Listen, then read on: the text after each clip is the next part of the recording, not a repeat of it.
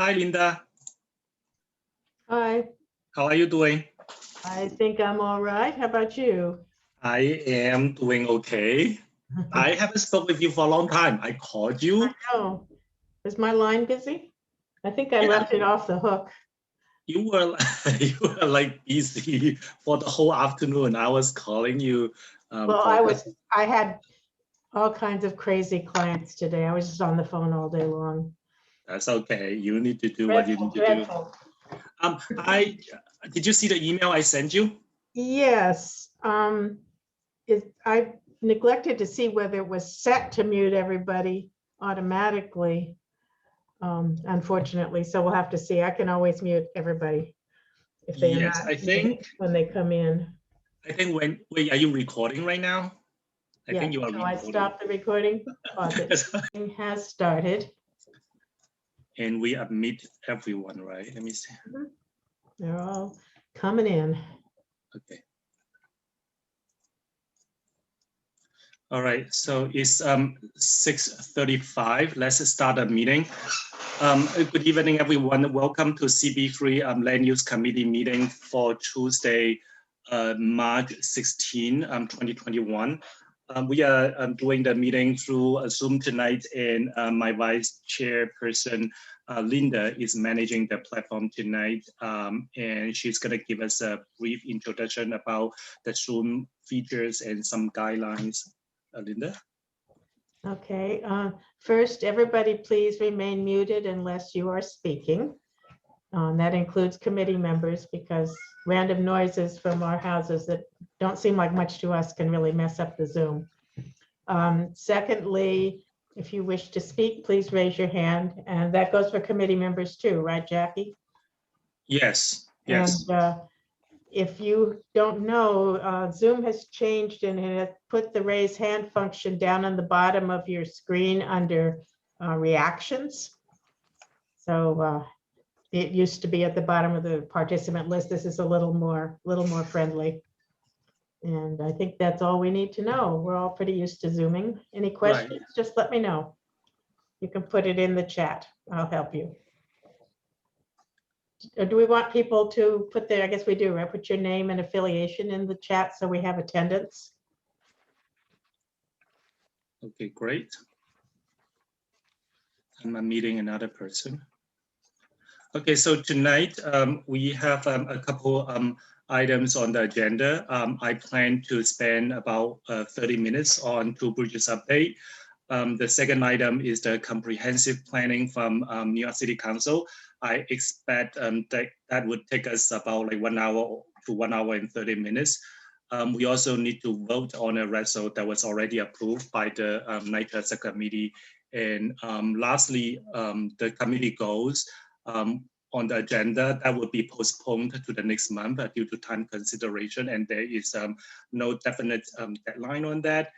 And Michael, can you please do a roll calling to take the attendance, please? Michael. Okay. Jackie Wong? Yes. Linda Jones? Yes. Michael Perlis, yes. Dominic Berg? I didn't see Dominic. Is he here? No. Jonathan Chu? Don't see him. Thank you. Herman Hewitt?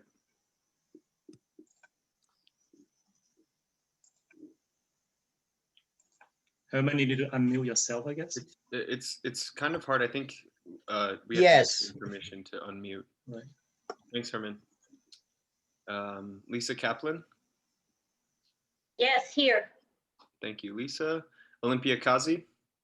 Yes, hi. Hi, Olympia, thank you. Troy Velez? Sorry, Damaris Reyes?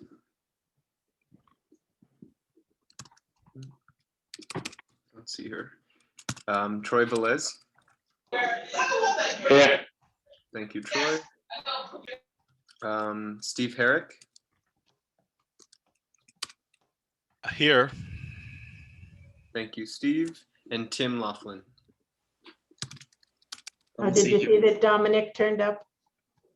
No, I think Dominic has some other CB3 duties. He's here. I can't see him. Let me see. He is here. I You see don't him. see his face, but you see his name. Oh, Dominic, can you confirm you're here for attendance? Hi, I'm here. Sorry, I was not able to get off mute. No problem. Thank you. We got you. All right. Okay, we're all set, Jackie. Also add me, Trevor Harlan. Oh, Trevor. Sorry, I thought I pre-did all the P's for people I saw, and then I went back through. So sorry, I missed you, Trevor. I got you. thank you, Michael. Tonight, our first item on the agenda is to approve the minutes from our February meeting. Let me know if anyone have problem with it, or we'll just approve it. Okay, seeing none, the minute has been approved. Sorry, I'm just trying to adjust a certain screen issue. And then the next item is Two Bridges. Two Bridges, and I have our friend Paula Siegel to give us an update. And Paula is going to talk about the last court ruling and also its interpretation. And also, I believe today they filed some appeal to the court. And I want Paula to tell us the implication of that appeal and also the timeline. And also we have a rezoning application submitted to DCP along with the co-applicants, and Paula would also give us an update on it. Paula? Where is Paula? Paula, I'm gonna make you co-host. Are you gonna, I cannot make you co-host. I think Linda can make you co-host. Or just make it so that I can share my screen. There's a little button. Yeah, take care of it. Yep. To make you a co-host to do that. Okay, go for it. Great. I have a different type of account, but thank you. So I think Jackie just gave a really good overview. Actually, we've got a couple of moving pieces. I think as folks heard in the press, the appellate the two community cases, which were the last cases from the Supreme Court that had injunctions against the development in the Two Bridges neighborhood that said that development could not move forward because the commission did not act correctly when it purported to approve them back in December 2018. Those cases were reversed on February 16th. One of them was the case that Tough LES and LaGuardia LaGuardia Residents Association, which represents the residents of LaGuardia's NYCHA development, and the Lands One Tenants Association. Oh no, wait, is my internet just trash right now? Can you hear me? Can you It's hear good me? now. It's good now. Uh-oh, I don't know where to start. Well, let me, I'm already on my phone's hotspot because my home internet is Brooklyn. Paula is good now. I think you can just continue. I think it was breaking up, but I think right now you are doing okay. Okay. Maybe I'll turn off my camera and I think I can still screen share. So I'll just back up. So actually, I'm not sure what folks heard last, but February 16th, the appellate division reversed the two remaining cases that had injunctions against development in the Two Bridges area from the Supreme Court. At the moment, there are no cases in any court that say that development in that area cannot move forward based on the purported approvals from December 2018. So at the moment, the developers can act like those approvals were real. If they decide to file applications at the Department of Buildings will accept them. There's nothing holding them back. That's what's happening in court. The developers, as far as we know, have not filed anything. Department, and I think there's some folks here from an agency who might be able to verify, but the Department of Buildings, when they accept the applications, whenever in the future that they file, they will compare them with the current zoning and these approvals. So that moment is in the future. In the meantime, The groups that are on the suit have chosen to take the case to the Court of Appeals. At the New York State Court of Appeals, these are brief, fresh off the digital presses. These are actually filed on paper today and mailed to the court and mailed to the Developers Council. You do not get to appeal at the Court of Appeals unless the Court of Appeals gives you permission. So this is a motion that my clients filed today, asking the court for permission to appeal the decision that said the towers can be built based on those 2018 approvals by the City Planning Commission.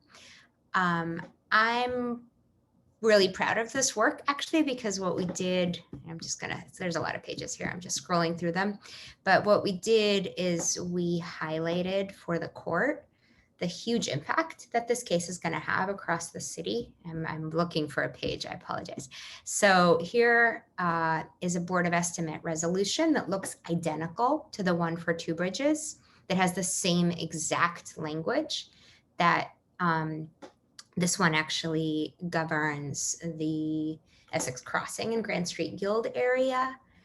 There's an identical one above it that governs the Campos Plaza NYCHA development, and there are 34 other areas across the city that have Board of Estimate resolutions that are identical, right? That say that the site plan is a condition of approval and that the commission has to authorize any change to the site plan. What the appellate division just did is said, okay, we see this.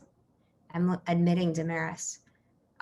What the appellate division just did is said, okay, we see this, but we don't care that it says they have to authorize it. Any kind of vote by the commission will do, right? And our lawsuit says, no, they have to make the findings that go with the commission authorization. This does not mean go, get a permission slip. This means you have to actually look at the things that make it a large-scale residential development and at its impact. And what we did is we cataloged all of the places. This is very bad PowerPoint. All of the places in the city that will be impacted by this decision, which right now says any kind of permission from the commission will do. But what we really want is a decision that says, no, the commission has to consider the impact on air and light, has to consider the impact on the neighborhood. They have to actually make these considerations that are in the zoning resolution for large scale development. We can't tell them what to decide after they make those considerations, but they have to make them. And in Two Bridges, they didn't. And we already know that the commission is moving forward with approvals doing the same kind of thing. And we were all together a couple of months ago when developers building at Grand Street Guild were doing the same thing. They were saying, oh, it's an LSRD, but we're just changing the site plan so that the records are correct. And so the motion that we filed, and I'll put a link in the chat in a second, and I'm just gonna let the neighborhood and borough names hang out on the screen for a minute. I guess Manhattan matters more to folks here, but these are the places that are going to be impacted by this decision. And this motion is really about what the court got wrong, but it's also really about why the highest court in the state should spend its time on this case, because it's going to matter to all the people who live in all of these places. It already matters to them what developers are doing in these areas. And as everybody knows, infill development is all the rage. And these are all places that have playgrounds and parking lots and, manicured lawns and not so manicured lawns, and places that developers are eyeing hungrily as potential development sites. It looks intimidating. Jackie said, I'm not going to share a 305-page document with the committee, but I am. That's not what I meant. That's not what I meant. I meant I didn't want to share the document with the committee like 1 hour before the meeting, but now you can share that with them so that they have the time to read it after the meeting. It's 305 pages. Yes, you don't, so the actual motion itself is not 305 pages. That's it with all of the exhibits. And that link should stay live, but if folks are really interested, I would download it onto your own computer. Like click it and then download and save the file. I And wouldn't Paula, rely on that link forever. Though I can also give you a link to our website where it will remain really forever. So that is what's happening in court. The developers get to oppose our motion, so does the city. That's how court works, is we ask for something and then they get to say they don't get to have it. And then it will be assigned to somebody who works at the Court of Appeals and they will try to be justice for us. And if they decide to give us permission to appeal, then we will have 6 months to actually file a full appeal of the case. And Paula, can I ask a clarification question? Yeah. So that means before Court of Appeal permit your motion, that means the injunction order is still lifted, right? I mean, Yeah. between now and the time that, even if they accept your appeal motion, the injunction order still lifted, it's still not there. Jackie, are you secretly an attorney? I'm just trying to clarify that. Yeah, you're really good at this. So that's great. So right now it's lifted, but one of the things that I asked for, and to be honest, this is something that folks said, you can't ask for that. I said, I don't know. All the worst they can do is they can deny me, right? One of the things I asked them was exactly your question, which is if they give us permission to appeal, to please put the injunction back for those 6 months while we perfect, and then, you know, the time that developers and the city are going to take to respond, and then the time the judges are going to take to think about it, to just put a stay of the enforcement of the earlier court's decision. I don't know if that'll work, but we asked. And we're now in a world where, you know, the judges are king. They get to do what they want. We just got to ask nicely. We got to be impressive. We got to do our highlighting correctly, and then it might work. So that's a great question. I see a hand. I'm not the only host, right?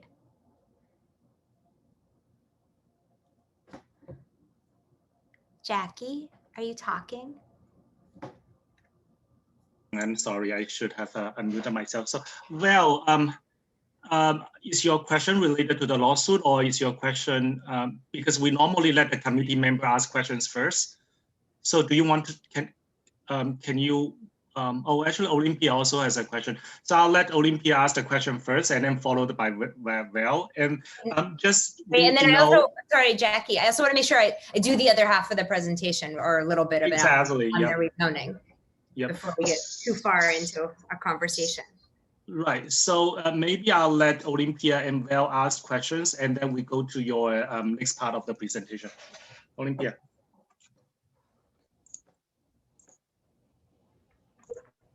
Sorry, I was trying to unmute myself. So thank you. I mean, thank you for everything that you do and the community groups and everything. I mean, my question is actually strategy/advice. You said that not only the developers but also the city could say accept or not accept this request for appeal. Sorry, I think I wasn't clear about that, Olympia, but I can clarify. Yeah, go ahead. Yeah, so it's really up to the judges. It is only the judges, Nobody else makes a decision, just the judges. You can Google who the judges at the Court of Appeals are. The developers and the city have been opposing us this whole time. They will oppose our motion this time too, right? It's a game like ping pong. We serve, they fight back. We serve, they fight back. There's always another side, and they always get to fight back. So they always get to submit papers saying that's wrong. They don't, that thing they asked for, they don't get it. So my question was, they kind of send these memos of opposition, does it make sense for you to receive memos of support, let's say, from the borough president and the city council who had also made a lawsuit? Should we be seeking for that for this lawsuit? That's a great Yeah. question.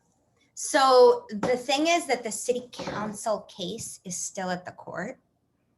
It has their motion for leave to appeal hasn't been decided. And one of the things that we really did in this motion is also highlight how different our argument is from the one that they made and how different what we're asking for is. So they can't do anything until their own case is done because they're at the same court with the same judges with a different case, making a different argument, asking for Euler, right? Asking for something different than what we're asking for. If their case ends, maybe. But I think one of the ways in which this case fell apart at the appellate division is the judges saw it as political. They saw it as as something that elected officials wanted to have a voice in.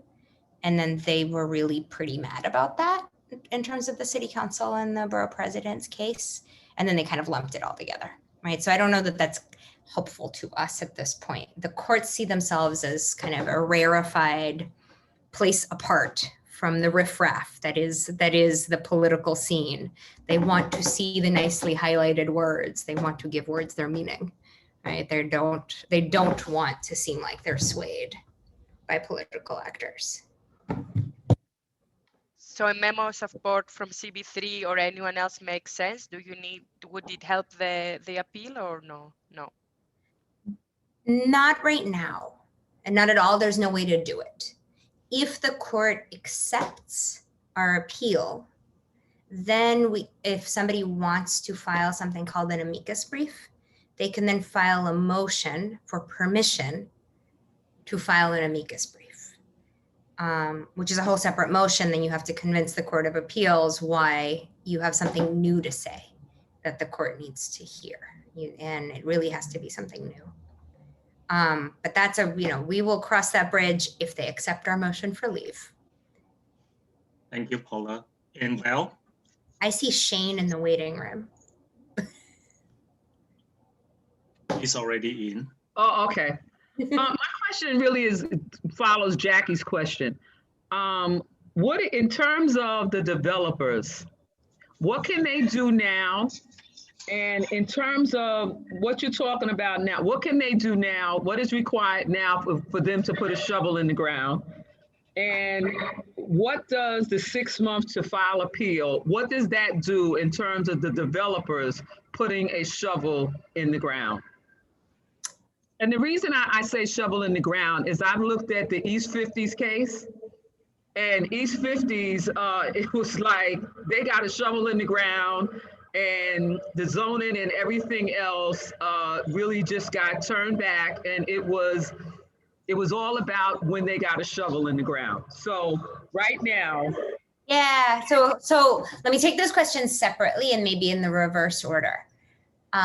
So what happened in the East 50s case was interesting because it's kind of the worst possible thing that I hope doesn't happen here. It wasn't actually when they got the shovel in the ground. It was when they got the foundation poured, and the community won that argument. The developers said, we got our shovel in the ground. We have our right to build by the old zoning. The community said, no, a shovel's not enough. You got to get your foundation done. That's what the law says. And they went back and forth and they won.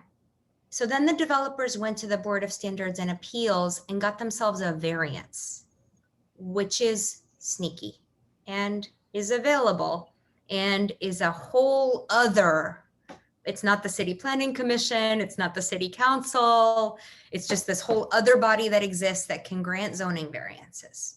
So they went back and forth in the courts. At one point they won, at one point they lost on the shovel in the ground, but they actually lost on that. It had to be the full foundation and they didn't have it yet. But then they went around and they went to the Board of Standards and Appeals. So I just want to be realistic. That is something they can do, but at the moment, they can't do anything because they don't have permits to do anything. And they haven't started getting permits to do anything. They haven't filed even the beginnings of anything for any kind of fencing, just nothing. Our friend Trevor, who's on the call here, is monitoring every day, and he will let us all know if something happens. Sorry to put you on the spot, Trevor.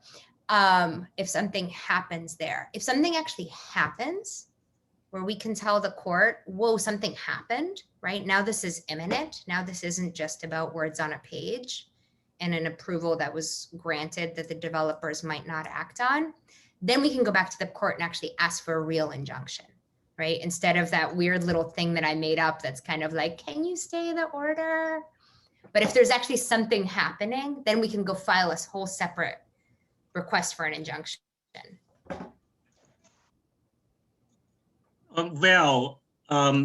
Paula has a second part of presentation. So do you mind to wait after she finishes her second part of presentation and then ask all the questions together? Would you be okay with that? All I'm saying is it's the same question. You know, what do they need to do to put a shovel in the ground? They need permits. Yeah, they need permits and they don't have them, right? So, and normally for building. There's nothing special that they need to do. Is there anything special they need to do to get a permit? For buildings like the ones they drew pictures of, they really need to prove their mechanicals. Okay. Right? Right? Like these are not small things, right? This is not a backyard addition that DOB might permit in a couple of months. This is pretty serious stuff. Okay. And they haven't started that process. Okay.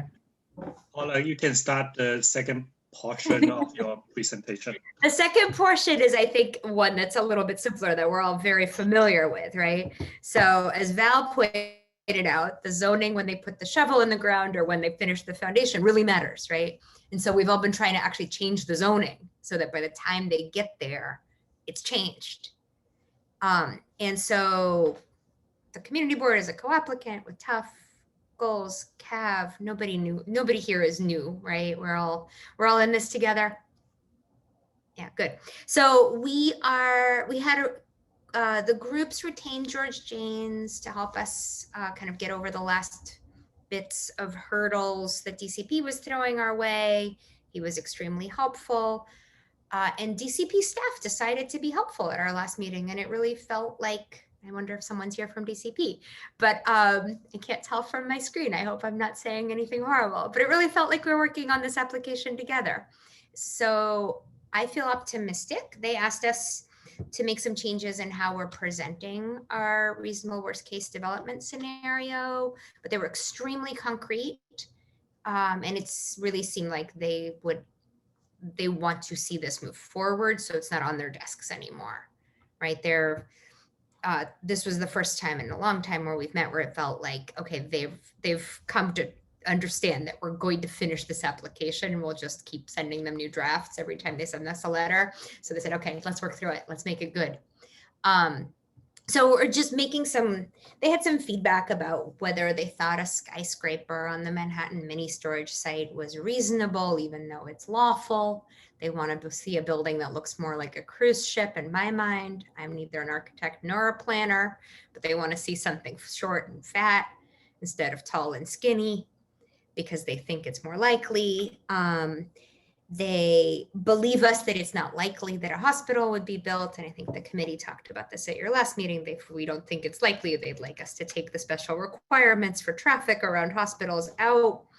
And then they just had a lot of comments about kind of the technical presentation that we're making, which feel like line edits in a good way. So we're hoping to have a resubmission done soon. George is working on revisions and we'll bring them to you before we file again. We're not ready to do that yet. Okay, and when you say soon, shall I expect that maybe like a month or 2 months? Or we're gonna look at George's draft. I think 2 months sounds very long to me, but I haven't seen the drafts yet. So okay. I don't, yeah, but 2 months sounds very long. And the modification requested by DCP are like really minor, right? Like I remember like they were asking us to something about a hospital permit that is like like so minor that it does not. Yeah, really but they also asked us to make new drawings of what's reasonable on the Edison site. And they kind of have a whole different theory about what kind of development is coming to the Lower East Side than we did. So we just need to look at what that really means. Jim, you were at that meeting. Would you characterize that differently? No, I would characterize it exactly that way. You know, to respond to Jackie's question, I mean, I would say removing the hospital special permit is, I don't want to use the phrase minor modification, but it is a minor change to the plan as we originally, talked about it many times over, and it's coming out of conversation with the co-applicants and DCP. Their feedback was really concrete and constructive, but there's a technical aspect to it because it's so much, involving getting on the same page as to like a vision of what type of development could be and should be expected. So it was really helpful of a meeting, but it's not that easy to just turn that around because it's both concrete and then a little bit abstract in terms of the production of the materials, if that makes sense. You have to make models. Yeah. And we have to agree on a vision. We have to agree that we're okay with their vision, right? Which I think is okay. Like we talked about science facilities and kind of how that land could be used. So. Jim, the question is for you. So I wasn't at that meeting because when they talk about that storage site, the Edison site, the change they are asking us to do, does it rise to the level that it changed our board's position or? Okay, all right. Oh, no, they're not asking for it. The only change to the actual zoning text that we want to put in the zoning resolution, right, is the removal of the hospital special permit, which Okay. is, Jim said, is pretty minor. Everything else is about presentation. It's about how we present the potential impacts of the words we want to change in the zoning resolution and how we're going to project out what New York City is going to look like in 2026. And if we can, agree on that and agree on a version of 2026 with the new words versus a version with the words we have now. Okay, I'm gonna open up for questions because I wanted to spend 30 minutes on that only. Olympia. Hey, so my only question is about timeline. So you know how they took forever with the back and forth to get us to a place to accept this thing. So let's say after what's his name, James finishes whatever we need to do. So then what happens? Like, what's the timeline then? Every time we submit to them, they have 90 days. And after Also they ping pong. Yeah. Every time we submit something to them, they have 90 days to get back to us. They can either give us more edits or they can say, okay, we will accept this as the reasonable worst case development scenario for this proposal. And now you can do an environmental assessment based on this reasonable worst case development scenario. And then we will be back here talking about how we're going to pay for that. So that I understand, the timeline in the best case is that within 90 days they accept that, but that doesn't mean that we are actually moving forward with changing. We just passed to EAS. So fundamentally, we're going to deal with the next administration. Hopefully, if we get to an EAS, when is the next administration? In what months? Like 9 months. Oh yeah, we'll be dealing with the next administration. But it might happen, if we're lucky, it'll be in the middle of ULURP, not in the beginning. I don't know. All right, I have a next question. So I want to ask if other committee members has questions. If not, I'm just gonna open up for the public. Frank? Thank you. Quick question. I think it's probably for Paul Siegel, but given that we're collectively, given that there is a monitoring of the permit application process being undertaken by Trevor. Thank you, Trevor. But in lieu of that, can you just explain, I'm curious, once they submit, for a permit, what are the other options in terms of, and I know you explained how you would react immediately, but so it's a two-parter. Like, is there anything else that the community can do to thwart that? And then additionally, I get the answer now.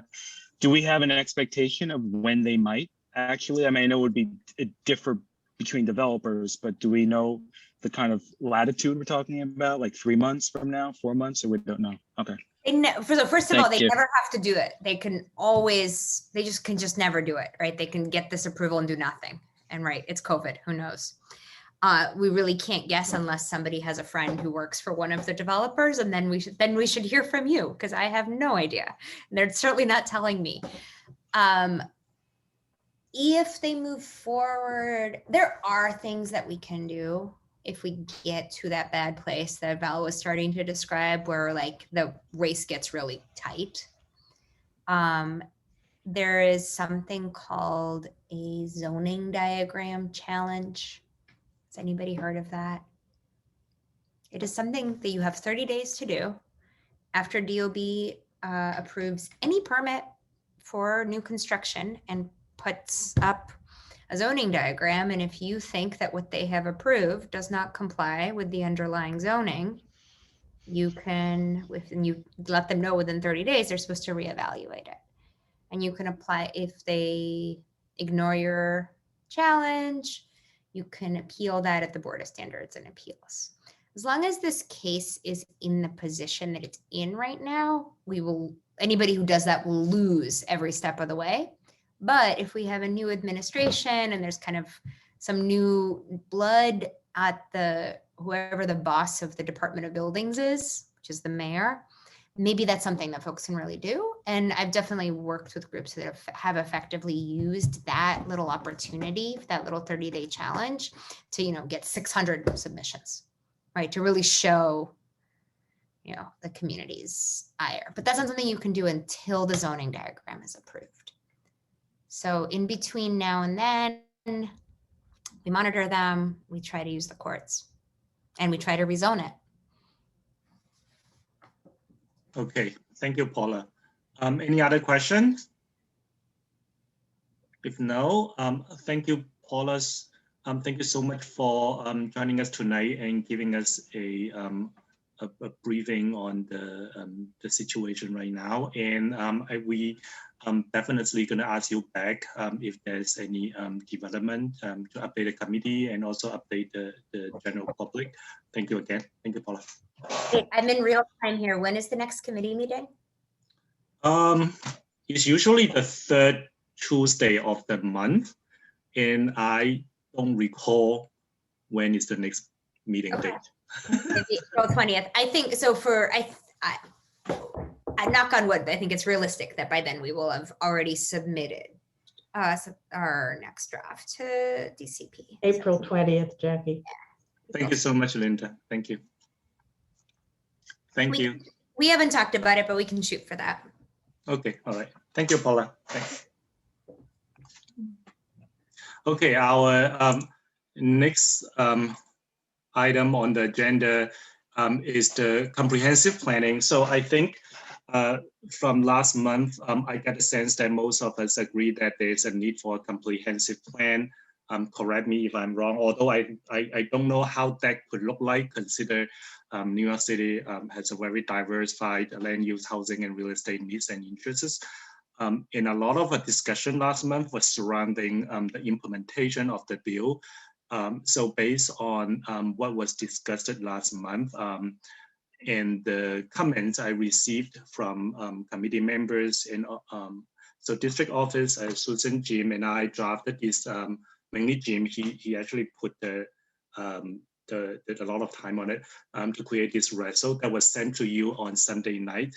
I think I'm gonna ask Jim to do a quick review of the plan just to refresh our memory. And then following that, we will go through each point on the list on the draft reso. And I think it has almost like 20 points. It's quite lengthy. And if there's any disagreement among members, I'll ask for a straw poll to see where the consensus is, and so that we would not stuck on any point for too long. With that, Jim, can you start your presentation? With Jim. We have to make You him. need to share your screen, Jim? Yeah, I just wanted to Okay, unmute. hang on. I will share my screen. I'm going to try to take 10 or so minutes. I thought it'd be useful to try to just do a quick presentation to recap both some things that happened last month, or the things we went over with the presentation last month, things we've heard since last month, because there was the city council hearing on this, and then members submitted comments and questions to the district office. So there are some of those that I thought it'd be good to just talk about and answer now before we get into the reso. So I'm going to share my screen. Just give me 1 second here. Oh, you know what? Just sorry.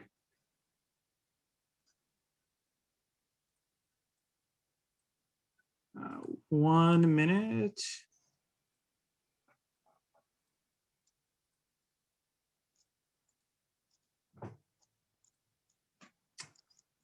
Okay.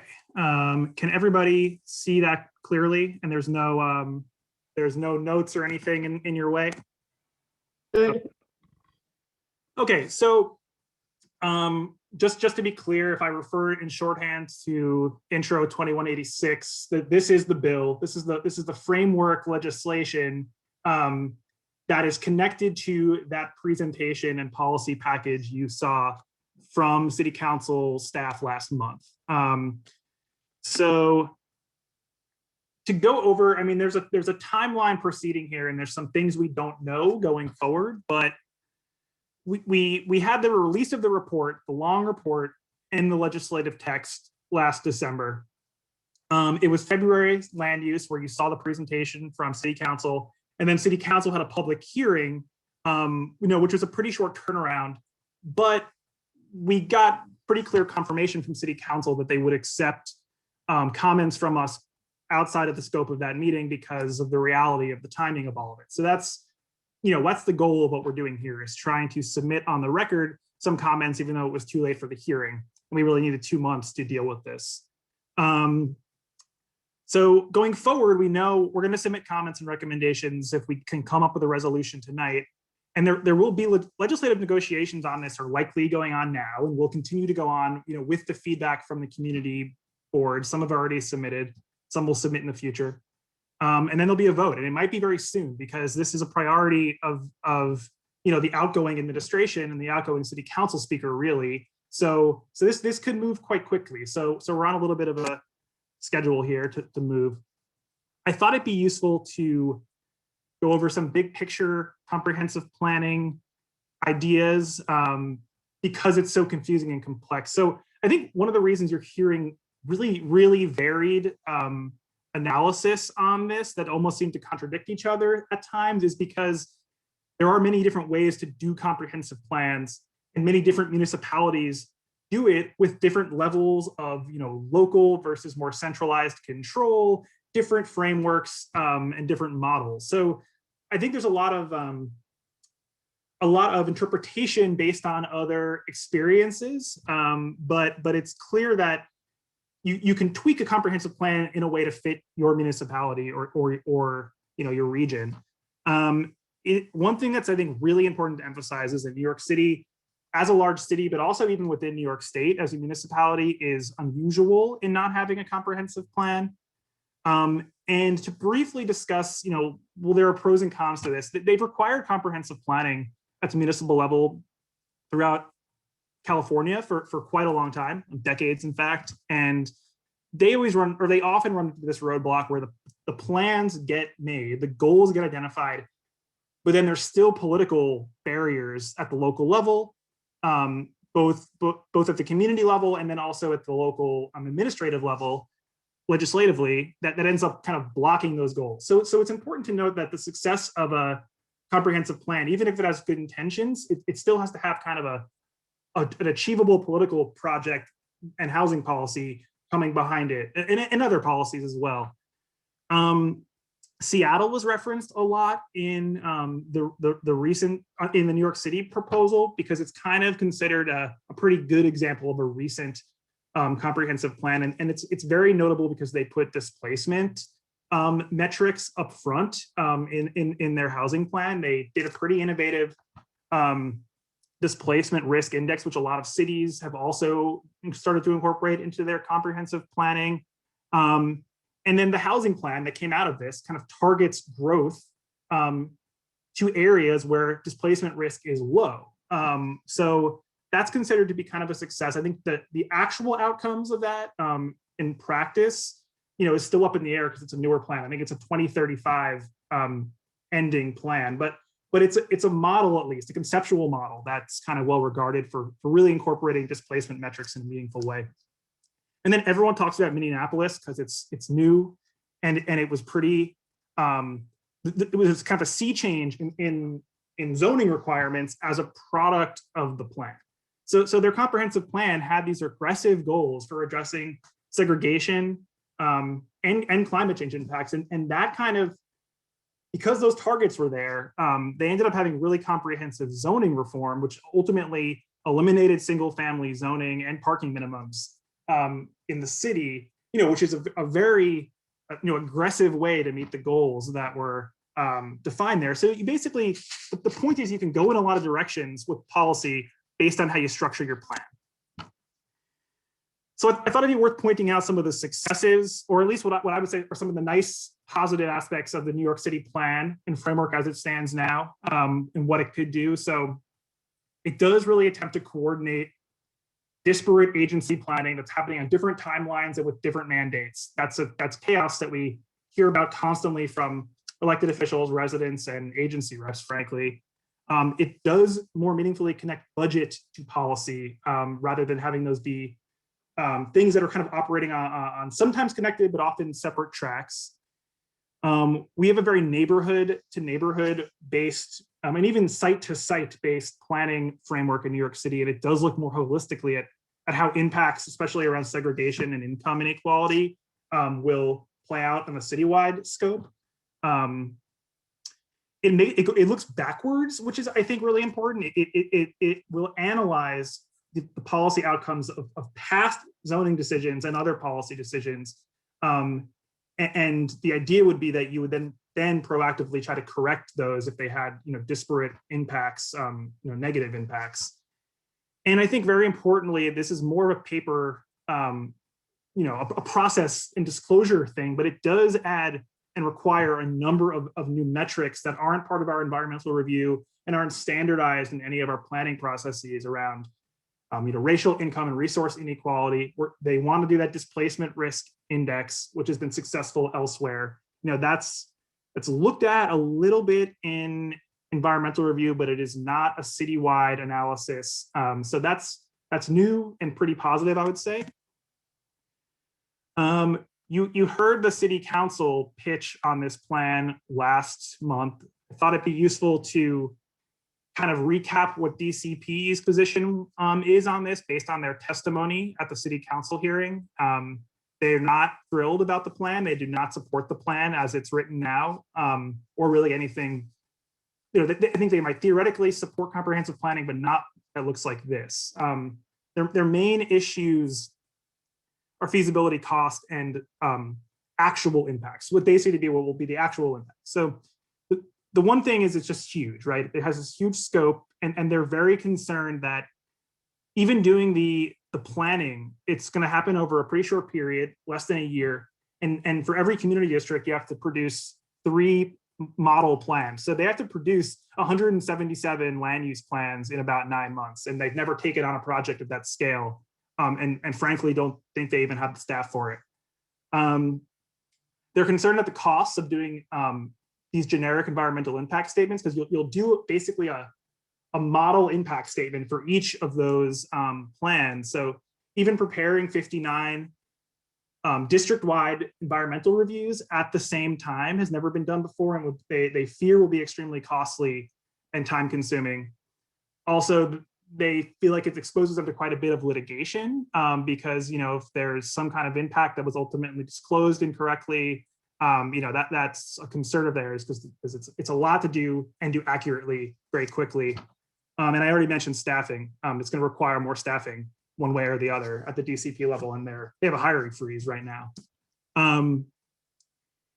Now, I think it's important to discuss their analysis of what they think might be. They think the impacts are going to be different than what City Council said. So I think it's going to add bureaucratic layers and confusion that will ultimately kind of freeze development in place and stop new housing production during the period while we're figuring out, like, what are the plans going to be? What is the framework going to look like?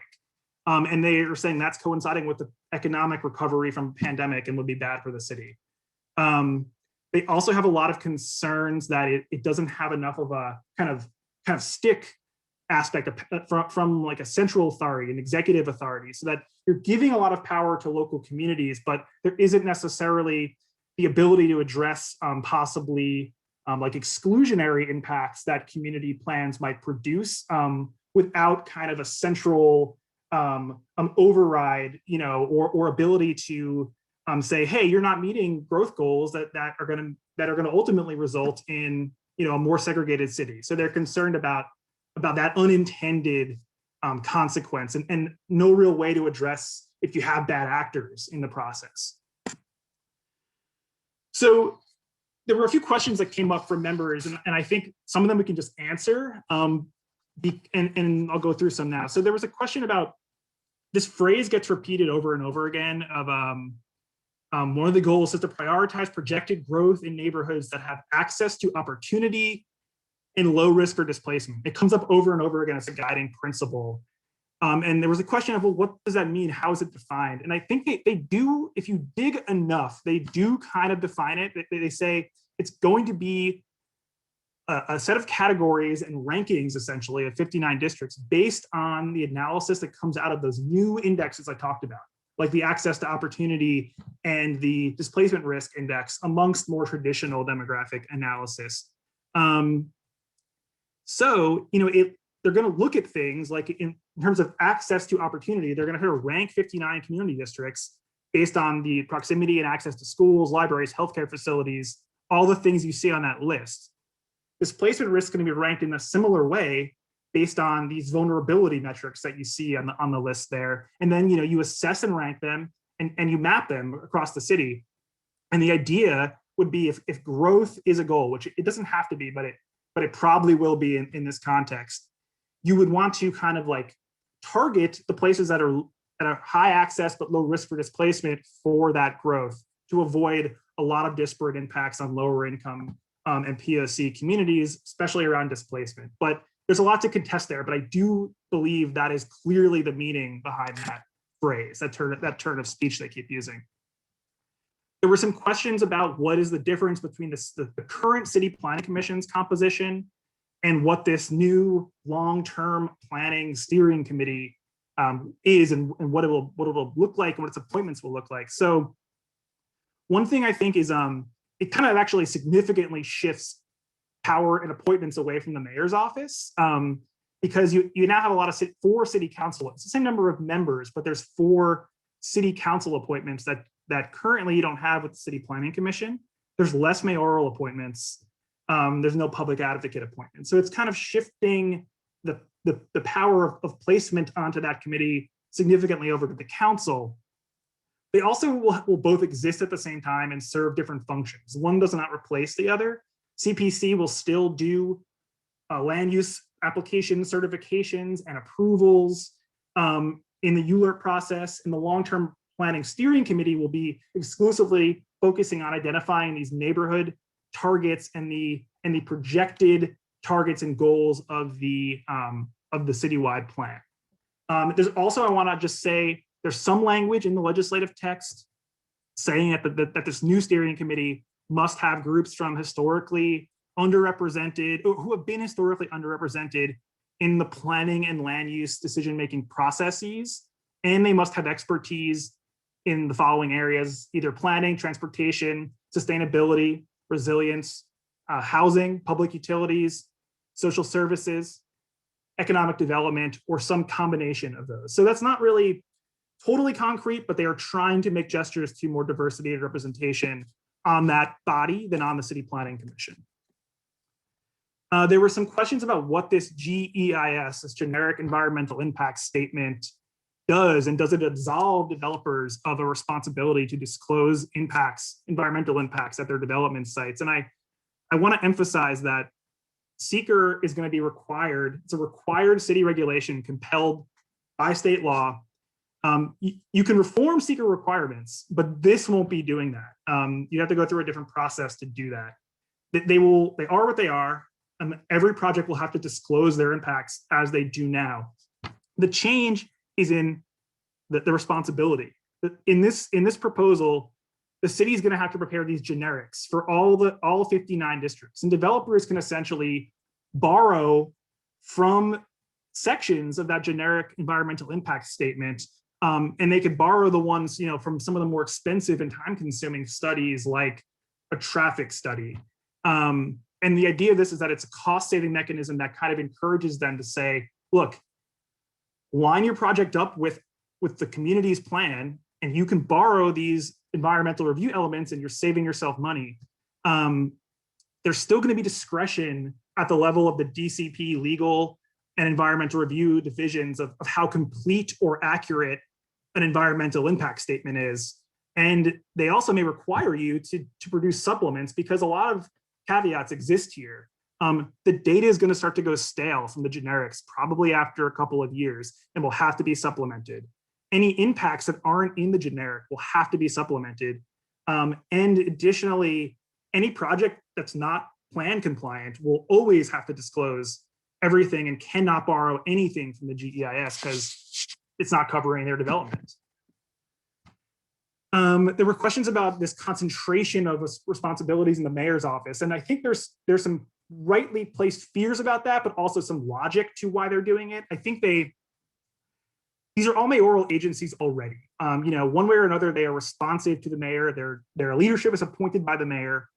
And the thought process is, there should be a central coordinating place, somewhere along the line here. And these processes are already proceeding under mayoral control. So why don't you give them responsibility to do all the organization instead of letting everyone proceed without talking to each other? I also think, this is my interpretation, it's kind of a gesture, a counterweight to the way that this plan would shift a lot of power and decision-making to city council. It's kind of saying, well, look, you still have this under your control, even though we're kind of asking for control of these other aspects of the long-term planning process. And then I just wanted to wrap really quickly on how this fits in my interpretation to what's been happening at CB3 long before I've been here. But we've been in various forms taking on community planning efforts. Even before what's on the list, but this is just a recap of the last 20 years. There's been all these different task forces. There's been formal applications, as you just heard with the presentation from Two Bridges. There's been participation in various plans that did or did not get off the ground, and they all were ultimately unsuccessful so far. Pending Two Bridges, pending the special enhanced commercial district, but for two reasons essentially, right? There was always a lack of technical resources and money at the community board level to support the production and analysis really needed by DCP to get this through the review process successfully. And there was always opposition at some level from the mayor's office and DCP to the details of the community created plan. So I think the question here is to consider how this plan does or does not address that and empower community boards and community members to move their plans forward more effectively. I think it's probably best to say it's kind of a first step and not a definitive solution to this problem. It's putting a lot of concepts on the books that I think do a much better job identifying needs and identifying disparities and identifying goals around equity, not just hypothetically, but in concrete terms. It does provide a process so that every community district must create some community plans, which currently we do that, but we don't have a formal place to do it. But I want to warn, I think people probably get this, but I want to warn that in and of itself does not mean it's going to be equitable. on its own. You know, those are process reforms. The plans must follow the process in an equitable way. And also the process is a first step. It's not saying we will deliver the goals that you create. You know, there's a next step. So I think as we go through this, I want to say the guiding question that I've been trying to think, and I think if you think it through this lens, it can be very useful, is to say, this might not be perfect, it's a first step. But this question I pose is, how can the community boards improve the proposal we have before us to achieve those goals of equity and the community planning process goals we have? I think there is a lot on the table to work with and possibly improve in a meaningful, productive way here. It's a first step, but I think it's meaningful. So I will stop this screen share for a second. I know that ran about 20 minutes. It's so complicated. When we try to do it faster, it just drags on. But is the most helpful thing right now, Jackie, for me to share the draft resolution as it stands? Yes, but before we go to the reso, I just want to ask committee members if you have any questions for Jim. If not, then we'll go to the reso. Looks like no. So Jim, could you share the reso, please? Yes, it's going to take me 1 second here.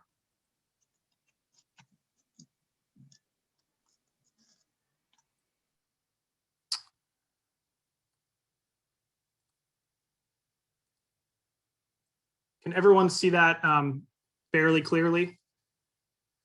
Okay, so Jim, can you enlarge your not screen, but like, or make your word like full screen so we could see it better? Yes, 1 second. I honestly don't know how to do that. Is there a full screen option in Word? I mean, your top right corner, yes. Oh, so I'm maximized right now. Oh. So I'm trying to see, Olympia has a hand. I guess, Jim, we are trying to see the Word documents in your screen as much as possible. So now it's not in full display. What? Right, just click that icon. You just. This one? Yes, can you do that? Yeah, so this is the. Right. Is it better now? You know what, I think, Olympia, you have something to say? Yes. The way you were doing it before was the right way. Just zoom it instead of 100%, 150. Like this way we see the letters bigger and it's easier to follow. Like you did it for a second there. Is this better? Yeah, exactly. Excellent. Okay. Sorry. I had just like a little. So and we are not, Jim, we are not able to see your screen like vertically, right? Like right now it's like horizontal. Are we able to see the screen more vertical? I don't have, mine's vertical. I don't know what. Yeah, mine's You fine. can't have it both ways, Jackie. Oh, Yeah. so maybe it's my screen? I think it might be your screen. Either you see it large like this, or you see it vertically, but not both. Yeah, I see. Okay, so because on my screen I'm only seeing 2 paragraphs of the reso. Are you guys? Yeah, I only have 2 Yeah, paragraphs there's- on. Yeah, he's going to scroll down. Scroll Yeah, down. okay. Yeah. All right. Okay, So, so- okay. Let's So just- I'm sorry, Jim. No, it's okay. As long as everyone can, this is okay. Yes. Okay, so just to proceed a little more quickly, the first 2 paragraphs are honestly boilerplate from the legislation. So it's saying, okay, we're introducing, this is the planning framework. This is what the bill does as described in the legislation. So that's not up for interpretation. I'll start reading in this 3rd paragraph where it's new. I believe Lisa, I'm gonna unmute her because I think she found a typo. Yeah, there is a typo right here, capital budget. Mm-hmm. So I guess what are we going to do is that for the first pages, the paragraphs in the first pages, we are not going to read them just to save time. If anyone, I just assume everyone have already read it, and if anyone has questions, you can raise it. Well, I'll read it, and let's just say if there's something to object to, then object and we'll change it, and if not, we'll move on. Right. So Olympia, you are muted. Can you hear me now? Yes. Thank you. So Jim, one thing that I don't know if you didn't add it on purpose or because it predates you, actually you are missing, I'm going to put it in the chat, the inclusive city report where CB3 participated officially. That was led by the borough president, Manhattan Borough President, by Antonio Reynoso and the Regional Plan Association. And Yeah. CB3, yeah. This was what, 2018 or so? Exactly, and that is very important because I think that work is the base of this proposal. Yeah, we can include reference to that. Just to be clear, what I was listing in that section was not necessarily effort. Oh, you know what? It's a good point because it's the same as the first one. It's the same as the MAS thing. Exactly, that's why I didn't understand it was missing. Okay, so let's I'm just going to note that, and we'll do that when we get down there. Okay, so whereas CB3 has long supported community-based planning initiatives, including being a member of the Community-Based Planning Task Force organized by Municipal Art Society in 2000, convening a CB3 197A planning task force in 2005, participating as a voting member of the Chinatown Working Group and supporting option 1 of the Chinatown Plan for Subdistrict D, as well as the plan for Subdistrict F in 2015, being co-applicant of the special Lower East Side Chinatown Waterfront District rezoning proposal, a community led rezoning proposal for 2 bridges. And I will say here, I'm going to put a note to include inclusive city, and I will fix it afterwards if we can agree that that's okay. Yes, and I posted for anyone who's interested the link to the report where it describes that CB3 as one of the. Yeah, thank you. So I will fix that. I'll keep it as a bullet and fix that afterwards. And designing and approving a community-led rezoning framework for the East Village Special Enhanced Commercial District in 2020, amongst other efforts. Anyone have an issue here?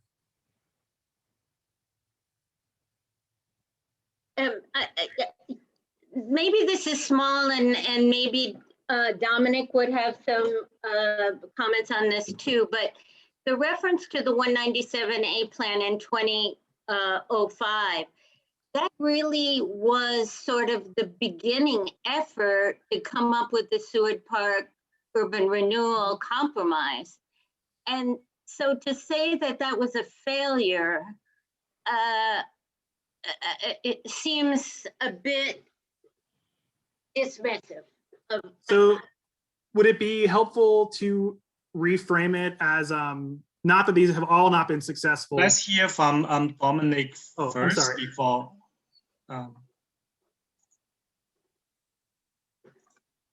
Dominic, I think I just unmute you. Okay. All right. Sorry. So sorry, I didn't hear everything that Lisa said, so I apologize. I raised my hand because I had something else to say about that. But so Lisa, I'm sorry, can you repeat what you were asking about 195? The 197A plan that happened in 2005 was sort of the precursor to the agreement we came to with regard to the redevelopment of the Seward Park urban renewal area. So I just felt like it was a little strong to say it was not successful, because it really was the beginning of the process to reconsider the urban renewal area.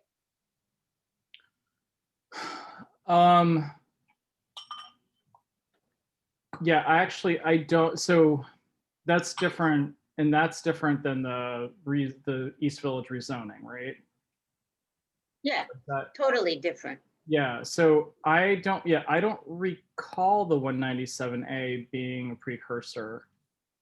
Okay, never mind then, just, it doesn't matter, it's fine. Well, is there a suggestion to rephrase that second, the next paragraph, maybe to not be so negative, to not Yes, Jim, when I was reading that, I was going to point out that I also feel like has not been successful seems like it's too strong, because we do have 2 bridges pending. I mean, it is just pending, right? Yeah. So yeah, I feel like it would be nice or like change to some other wordings that better. Yeah, I understand. I agree. This is a good suggestion. Does anyone have any language to suggest? Yeah, or it's just fully successful, or something as simple as that. Okay, I understand. I would also add that beyond successful or not, that it's not user friendly, right? So like we really swim against the tide. So I would say these community-based planning initiatives have not been fully successful, but also like have been met with difficulty. Like they are, you know, how to say, alienating. I don't know what's the best word to use, but they're discouraging. Like we are discouraged by doing it because they're so, oh my God, I'm losing my word. But you understand the meaning. I can think about it and email you later or text you or put in the chat for everybody. But you understand not just the success or not of it, but also it's the opposite of inclusive. It's basically alienating. It's Can we say something like, and the processes have been challenging or something like that? Yeah. It's fine for me. I think we should move from that too. Okay, so for now, good, move on. Yep. And I also should be clear, therefore, as it stands now, they've been massaged slightly, but they're from member submissions. Some of them were repetitive, so we can just like combine them or move the language around so it makes sense grammatically. And as we go through them, I do have some comments, but I'll stop each time and then we'll review. So therefore be it resolved, CB3 acknowledges the importance of comprehensive planning and the intention of this plan to address the impacts of city planning policy on racial and economic inequality, but we need an improved version of this bill as it does not fully address the process problems we currently have and the unfair planning outcomes they create.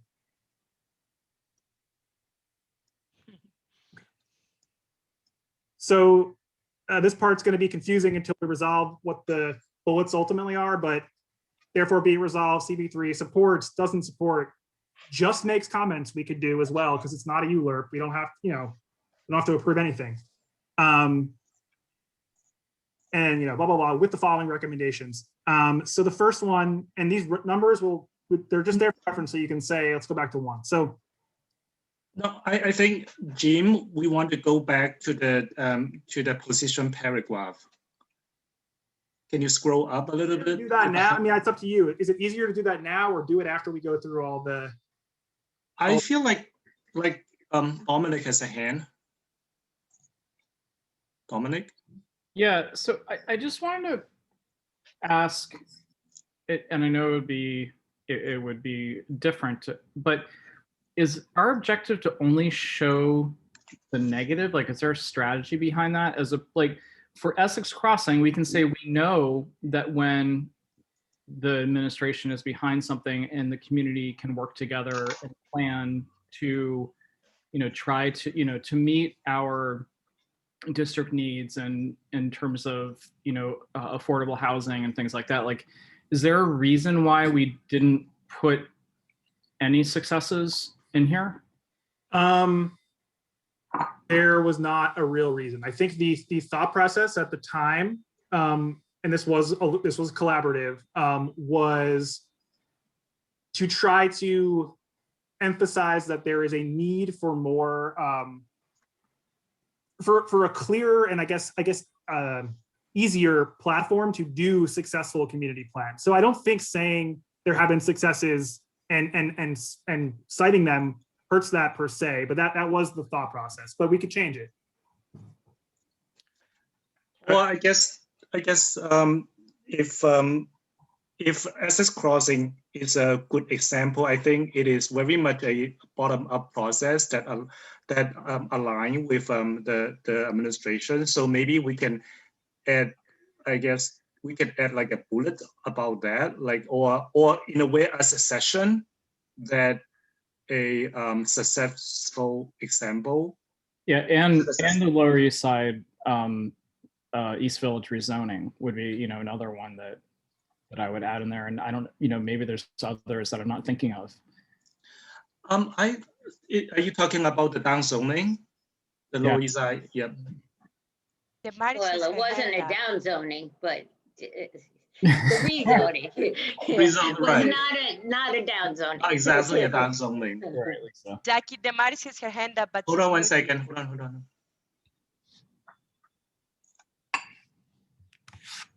Damaris? Yeah, I mean, first, can I just say something procedurally? It's really difficult to participate when 5 people have their mute open, their mic open, and the rest of us do not. Because it just, I think encourages back and forth conversation instead of taking our questions.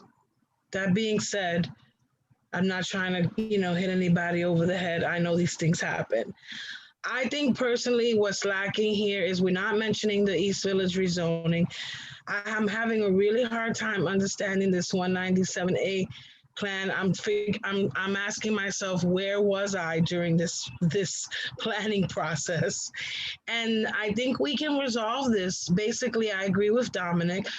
We should say something positive, but I think we can say something like, while we've had successes, there have also been challenges. And maybe that, if we want to be more specific, we can be more specific, but I feel like that should be the tenor of that section, that there have been successes, but there's also been challenges, and we're moving, into a different climate, and, we're trying to improve a system. So I think we can say something to that effect.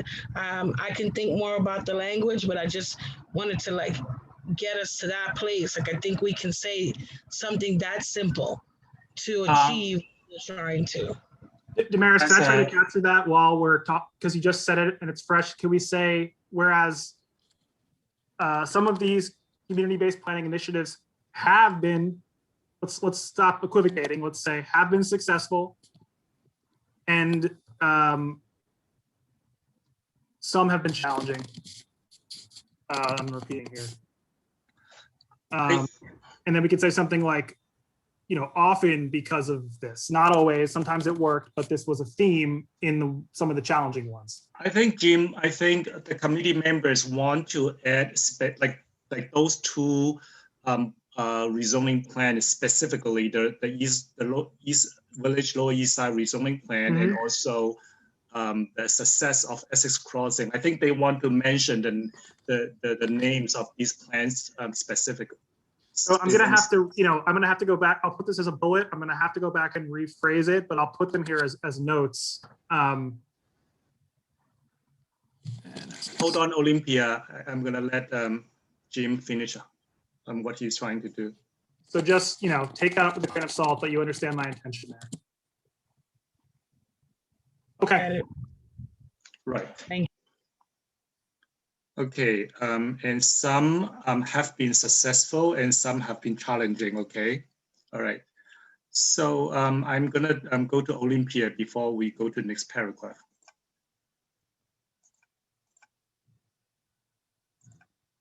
Sorry, this unmute prompt is crazy.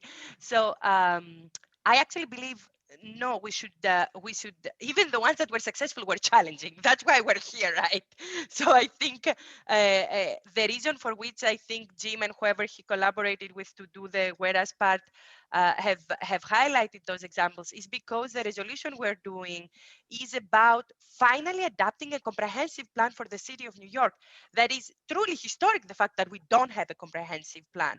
So the examples that they had chosen, I think they just speak to the fact that the intent, at least of the speaker, and I think of us as community board, is to say we need to have a comprehensive plan, because those piecemeal things that we've tried to do, even when they work, they're challenging, right? So we need that. So for sure, I would suggest just say that even though some have been successful, they're always challenging, not just some unsuccessful and some are challenging. They're all challenging.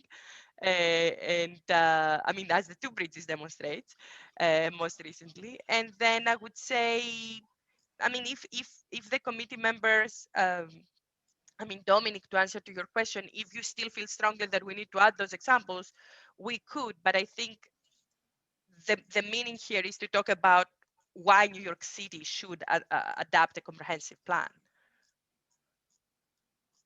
Because right now it only has zoning, right? So to address that, I mean, it could be, is a change as simple as saying some have been successful, all have been challenging. Does anyone object to that language? Okay. Okay, so they all like it, so let's move. And there seemed to be some agreement that that first therefore was okay as it stands. And then we're stuck on this question of how to start, you know. Before we go to that one, Michael, you have a hand. Sorry. Yeah, it's really small. It's just that last whereas. I'm wondering if we could just replace often because of lack of resources and some, and just put or. Just I think it reads better. Often because of lack of resources or because they did not fit with mayoral. Is that, so if I change this to or, is everyone okay with that to move forward? No objections? Okay. And just to answer what Jackie brought up earlier, I think that we should read through all of the points that we have here before we decide on whether or not we want to oppose or deny or just make comments, in my opinion. Okay. Jackie, you want to direct me on how you want to do that? You know. I actually want to, I mean, I guess I actually want to hear from from committee members to like, what is our position on that? I mean, the points I already sent it to you. You have an idea, and in general, do we want to, like, just a general idea? Do we want to support this plan, or we don't want to support this plan, or we just want to make a bunch of comments? I guess I feel like I do want to hear what people feel about that, and then we can, because like just for because we are going to clean up each bullet, and then if I have that idea, it's just easier to go through that. That's how I feel.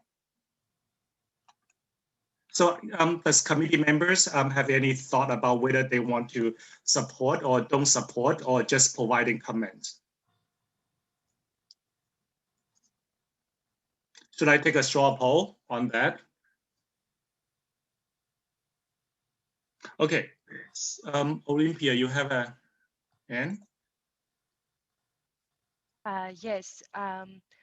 So in the document that Jackie had shared with everybody, point number 10 is out from what I testified at City Council, and my recommendation would be, basically, I literally said not to throw away the baby with the bathwater.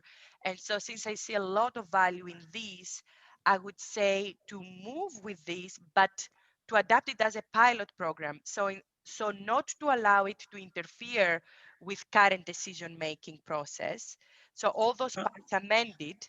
And then, so the idea would be, yes, but just keep it as, like, we start doing this plan, and once these plans are ready, we can evaluate and decide whether we adapt them or not. But I wouldn't want to go against it, because there is a lot of value in that, and we do need comprehensive planning. But it's not ready to be adapted as is. So I would go with point number 10 as it has been shared by Jackie. I so thank you, Olympia. I'm seeing Lisa votes to just comment. I want to, I guess I should just take a straw poll to see if everyone is okay to just do a comments. We don't say we support it or we don't support it. We just do a round of comments, like all the feelings we feel about this plan, especially on the implementation side. So Lisa is Michael. Can you take a roll call to see? Jim? Sorry, I can't raise my hand because I'm a co-host. I'm not going to belabor this too much, and I'm not a voting member. Obviously, I'm a staff member. I just want to point out before we do a straw poll, it's perfectly reasonable to just make comments. I think to consider strongly that it might be a very powerful statement if you do believe in these principles to try to go out and support this, even with recommendations that might say not this exact plan, but this principle, if only because, you know, take a look at some of the groups that are supporting it. It's a pretty diverse coalition of groups that are supporting it. There's certainly opposition. A lot of community boards are opposing it. And I think there's a lot of different reasons they're opposing it, and not all of them are so good. So I would just emphasize that there might be a lot of value in a very powerful, supportive statement, even with caveats. There will be caveats no matter what, but I just want to say that, and I won't belabor it any further. Thank you. I guess we are making on that decision based on what we had discussed so far, and I think if we have a direction, it's easier for us to guide us through this process. So Michael, can you take a straw poll to see if everyone okay with just doing a comment? Sure. Just like- How- Yes. So I guess I'm asking people if they want to support, do not support, or make comments, right? Yes. Okay. So Jackie Wong wants to make comments. Okay. Comment. Linda. Comments. Thank you. Michael, I would say comments as well. Dominic.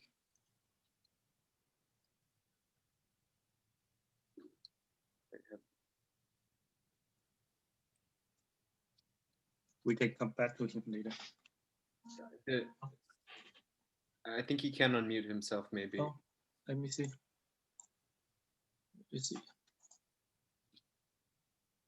Okay. Yes. I'm sorry. The host needs to unmute me. I would say either support or comments. Like I can go either way. Okay. Jonathan Chu's not here. Herman.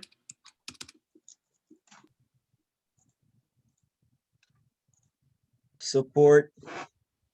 Support. Thank you. Trevor. We're going to rank choice voting, I guess. Make comments, supports. Comment 1, support 2. Okay. Lisa. Comment. Thank you. Olympia. Unmute me. Okay. No, you already unmuted. Thank you. Okay. Yeah, support. I mean, my reasoning is the same reasoning as Jim. I really see a lot of value in supporting with caveats. I don't like it as is, but we should support. Okay. Damaris. With comments. Comments. Troy. What comments? Comments. And Steve. I want to support with some caveats. Okay. So 1, 2, 3, 4, 5, 6. We have 6 who said just comments. We have 3 who said just support. And we have 2 people who would be fine with either. If we're doing ranked choice voting, I think I have to eliminate the lower. We're not doing ranked choice voting, but so it looks like comments has it, but I don't know if people are comfortable with that, because it's not totally a landslide. Again, it was 6 who said just comment, 3 who said just support, and then 2 who said a mix of comment or support. Anybody want to change their position or not? I guess if not, we are doing the comments. I mean, I think, Jackie, the question is, it is worth elaborating on what Jim said earlier about strategy, because if we just submit comments, and comments, by the way, that already others have submitted, we are not changing in any way the territory. If CB3 feels strongly about comprehensive planning, by submitting a yes with all the caveats, we do make a strong statement. Like our position will be more red, let's say, or whatever. That I think is the reasoning. I see Jim has his hand up. Member, you go first. Any other, Michael, you have? Yeah, I guess I'm just wondering, like, why do we think it would be more looked at just because there are fewer community boards who are voting yes, and because we think ours is like, you know, our comments are more elaborated or something. Do you want? Yeah, I would say, I mean, look, obviously there's going to be 59 or plus comments no matter what. It's not the end of the world if you just make comments, but that would be my reasoning. I would say it would stand out a little bit given some of what we've seen early from community boards. I would also just to combine this, I would recommend not staying on this for too long. Maybe if you want to revisit it after we've edited the recommendations anyway, you know, maybe it changes your way of thinking about it, maybe not. But we could spend all night going back and forth, you know. That's my 2 cents on that. And also, I have seen the result from other boards, like I feel like I don't want to like give specific board numbers, but I feel like our result is very extensive. We cover a lot of things compared to those boards that make very clear position whether they support or not support. So I feel like if we submit our result as what we are trying to do, I think we still carry a lot of weight in that conversation. I just don't think our weight is less than any board that has made a clear position whether they support or not support. That's how I feel. So I think we already have a straw poll, and the straw poll says that the comments prevail. So we should just continue that process so that we could finish it. Okay, so I think the most orderly way to do this is I will read it, and then if board members have comments, I have comments on a few of them, you know, board members should go first, and then we'll see what happens. So number 1. And by the way, I'm sorry, I just want to acknowledge Lisa that she provided a lot of good comments and very timely. I just wanted to, especially the first few points, that was provided by Lisa, and that's very well written. Jim, thank you, Lisa. Yeah, there's a few of them that are Lisa and Olympia. There's a few. I mean, people submitted. It's you'll see. So okay. The scope of the proposal is mammoth and would require a level of study that exceeds the city's current resources to accomplish it. The Mayor's Office of Long-Term Planning and Sustainability, OLTPS, would need to take on a huge scope of activities that are currently undertaken by other agencies, and this level of coordination and reallocation of responsibility would undoubtedly cause conflict and disruption. Additionally, the timeline of accomplishing a new citywide comprehensive plan, especially completing the first phase, which is the conditions of the city report by 2023, seems impossibly ambitious. I have a comment on this one, but you know, like I said, Jackie, call on people first. Olympia. Yeah, I think these are 2 points. That's not 1 point. I would separate the additionally one as a separate thing because it talks about 2 different things. Lisa, you have any thoughts about that? Jim? Do I? Or do you want me to comment or proceed with that recommendation? I want you to make comment first because you have a hand, okay, right? Okay. So keeping in mind that we might split this up, I would say it's definitely a truth that the cost and scope are enormous and really daunting. Right. But I think I'm weighing whether the outcomes would be worth the price tag, potentially. City planning expressed this exact concern, and they would know. I mean, they would know it's going to be their staff doing a lot of the work. But I guess I want to just say that it is really ambitious, but I think if you do bold things politically and tie it to bold fiscal policy, you know, I mean, the budget's going to have to look different. Instead of thinking in this maybe a little bit of an austerity mindset right now, which is definitely where DCP is thinking, you know, and it's done well, it could be worth it. So I would suggest not including this comment or because I say take on the big project, even though these truths are definitely reality. So I'd suggest propose removing, but that's just me. Lisa, I obviously disagree. I think, am I being heard? It's a little confusing. I'm not able to unmute myself sometimes. I obviously disagree. I think that it's not feasible. It's just the way it's conceived at this point, you know, in my experience, it just couldn't be done. And I'm not sure if I should, I'm not going to reveal my source, but I have heard from reliable sources that no, people in the mayoral administration don't believe it's possible, that this was a concept that the current city council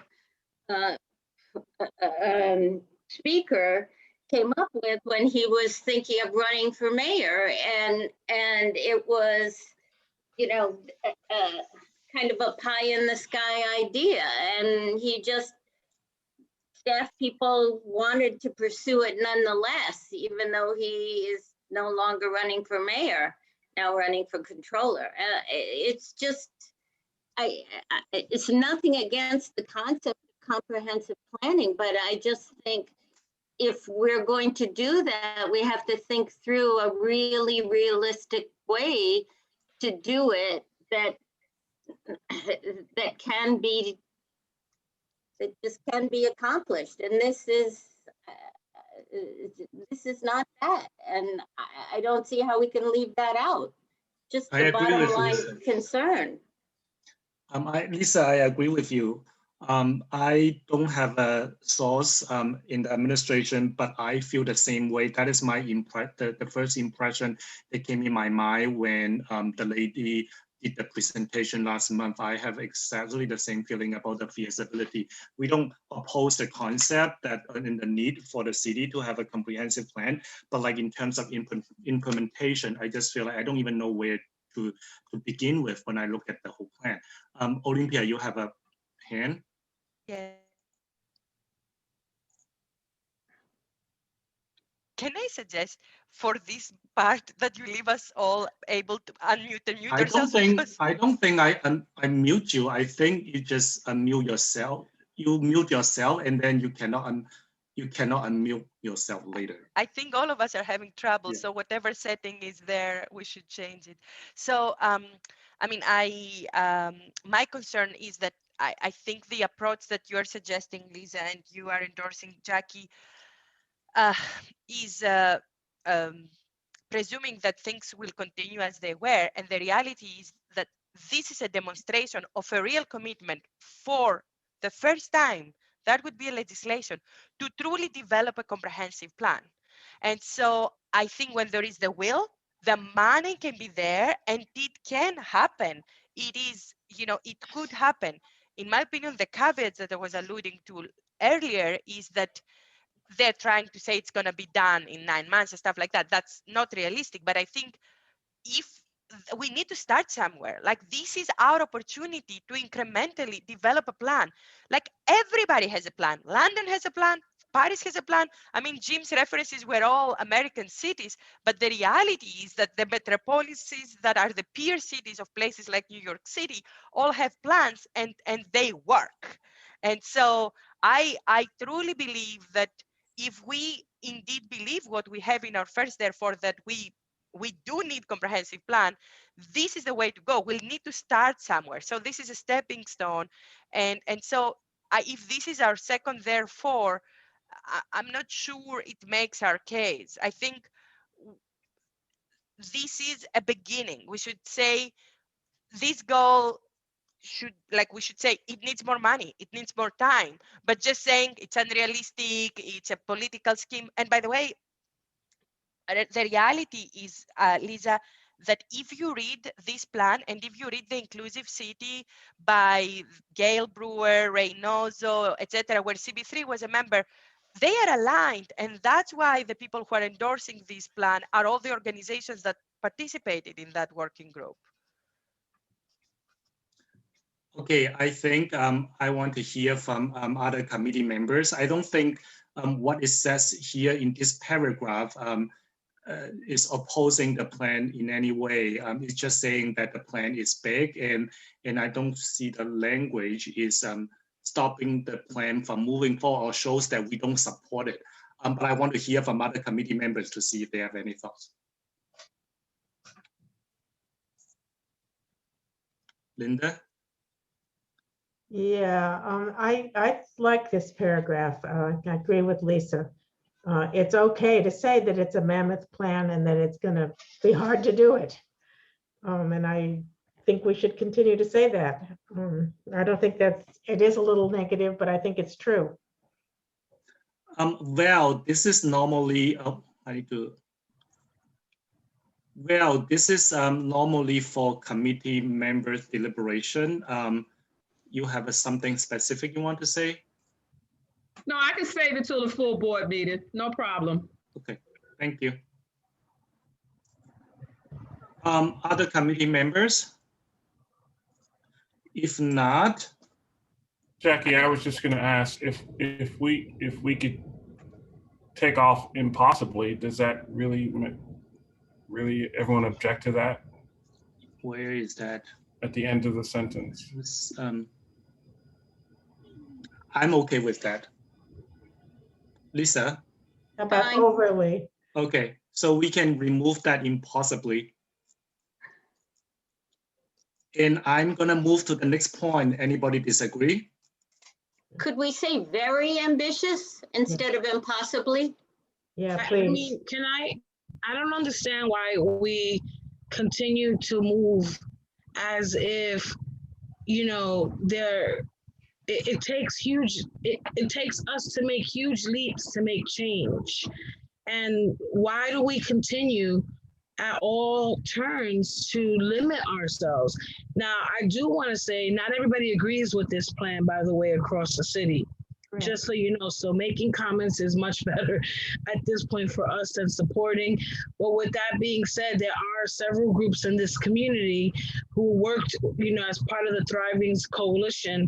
Thriving Communities Coalition to advance this. It does need a lot of work, but I don't see the advantage for us in making these types of remarks on a plan like this.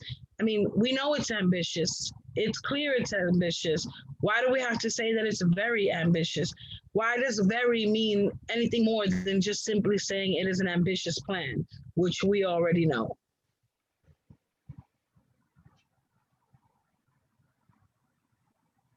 So if I leave it as is, without very, remove impossibly, does anyone have an objection? I mean, I think what Damaris just said and what I said earlier is, you know, any plan is a huge thing. So by writing it here, we're just stating the obvious. If we want a comprehensive plan, we need to pay the money to make it happen. If we don't want it, we should say we don't want it. I don't see any purpose in just stating the obvious, you know. I don't think it just means we need more money. This is talking about conflict and disruption and reallocation of responsibilities. This is a political business. Okay, so I want to know if everyone is okay that we leave it as is and then move to the second point. If not, like if I feel like there's more discussion needed on this, then I may just take a vote on it to see how do we want to do that. So I feel like we should move to the next point. Leave it as it seems ambitious. It is fine to me.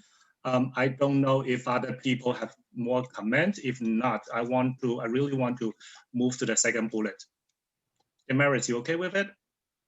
I'm fine. I said my piece. Thank you for listening. Thank you, Damaris. Olympia, you okay with that? No. I Okay. mean, also because we can just change also the current resources, because the resources are there if our elected officials puts them there, right? So how are we presuming that there aren't there? I feel like it goes back to the question, to the point that Linda just made. Is more just than resources. It's a lot of complexity we are dealing with. So if I feel like most of us seems to be okay, just leave it as is, and with the last sentence end with seems ambitious and not make further change. So we're gonna move to the second point. Okay. Sorry, everyone. The goal of creating district level targets that, quote, prioritize growth in neighborhoods with high access to opportunity and low risk for displacement is not clear. Okay, actually, sorry. Just because this is something that I'm proposing. So this language should be changed to, quote, prioritize the correction of historically discriminatory and unequal planning outcomes, establishing a top line goal of affirmatively reducing racial and economic inequality across community districts. This would not preclude targeting growth opportunities in wealthy white neighborhoods and dismantling exclusionary zoning, but would also prioritize resource allocation to historically disinvested neighborhoods. So the other comment I just want to make, I'm sorry, this is a little redundant because it's from earlier, but I think they do kind of explain what they mean by prioritize growth in neighborhoods with high access to opportunity and low risk for displacement. I don't love the language or think it really says the real point of this. That's why I'm suggesting a change, but they mean those metrics that they outlined in the conditions of the city report. So whether they're good or bad metrics, they at least did give kind of an explanation of what they mean. So that's just what I wanted to add that. Well, I want to say that I read it as carefully as I could, and I couldn't understand what those metrics really meant either. So, yeah. And how they would evaluate those metrics. So I stand by my conclusion that the wording repeated over and over again in the document is not clear, and that your suggestion is much better. There's some kind of behind the scenes stuff they're doing, for better or worse, where they are looking at specific metrics from other comprehensive plans and don't want to commit to something, I think, until the agencies have fully developed them. And that's why it's so vague. But I think they're going to look very closely at the Seattle displacement metric and the access to opportunity metric. It's just, they're trying to be very careful to say, like, we might do this, it's probably going to look like this, but we're not going to say exactly what that is now, until we have to. Well, so in the meantime, it's not clear. So yeah, your expression of the language, I think, is much better. Does anybody have an objection as it stands right now? Let's move to number 3. Sorry? We can move to number 3, I think. Thank you. Sorry, everyone. It is not clear how the long-term planning steering committee would be more attuned to neighborhood-based concerns than the city planning commission, given that the composition of these bodies would be very similar. Both are largely representing citywide government representatives and have no requirement for community-based participation.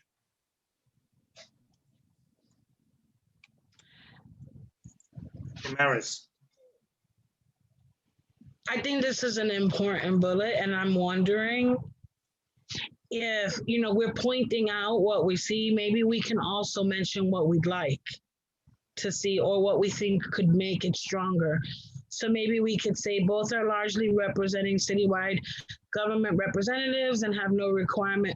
Maybe we should say something about there needs to be, a community-based participation, very clearly defined and laid out in this process. I mean, we think about what language we want to use, but I think that would be the sentiment that I would want to convey. Yeah, Damaris, to that point, they do gesture to that, and I think you said the right word, that it's not required. They say they want to find placement for that new body that's representative of communities that have historically been left out of the planning process, but it's not a mandate. It's not a requirement. So I think well taken. Olympia, you have a hand. Oh, I'm sorry, Damaris. I'm sorry. No, I was just agreeing and saying, so I think we should be explicit about saying that we think it should be required. That's all.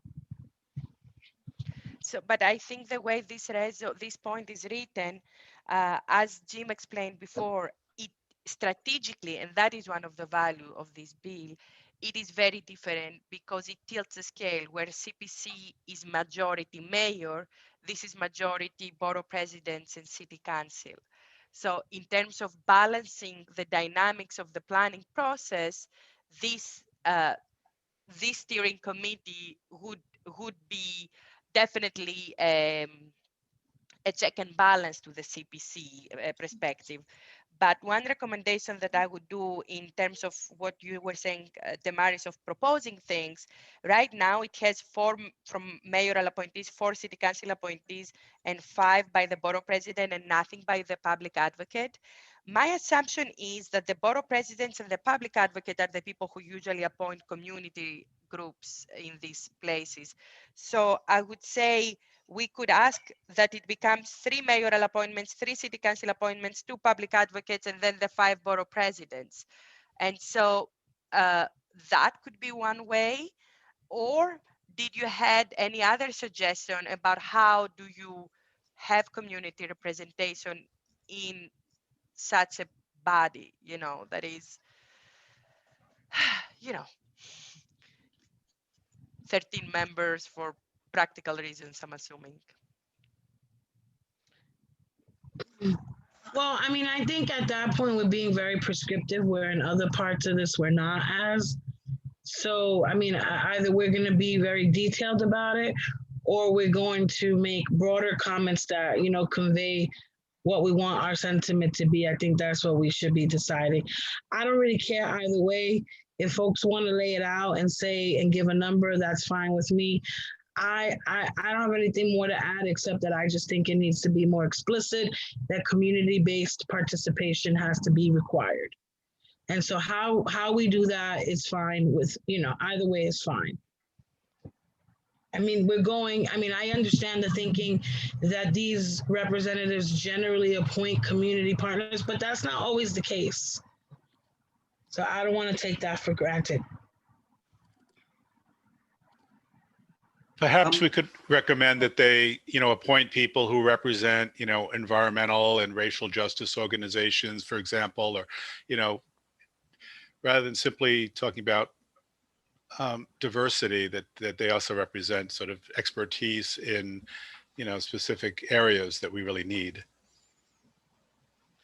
We just want to be careful though, because I have found that when we ask for diversity sometimes, they think that it has to be someone with, who, has a PhD in any particular area. And I don't think that's always the case. So, we just want to make sure that as we ask for that expertise from the community level, that we also allow for folks who don't have or are not attached to institutions or don't have advanced degrees, but are very knowledgeable. Right. Yeah, we could also, to give an example, NYCHA residents, constituencies that are really something important. Like that. Yeah, something like that. So I'm hearing a few different things that I'll just try to move us along and just jump in. Well, Jackie, sorry, you should recognize people. So one comment I heard is that maybe there's an issue around saying that the composition of the bodies is similar when it should say that the I guess the people being appointed would be similar. Is that the concern, that you don't want the same kind of government professional class, only planning expert representatives on the same body over and over again, looping through these appointments? Is that seems to be the sentiment? So maybe it's not the way they're composed, but how their appointments are operating. So maybe something like, given that the appointment process would be similar or something, or appointment, I don't know, appointment targets would be similar. I don't know if that makes more sense. I think that's less clear. Sorry?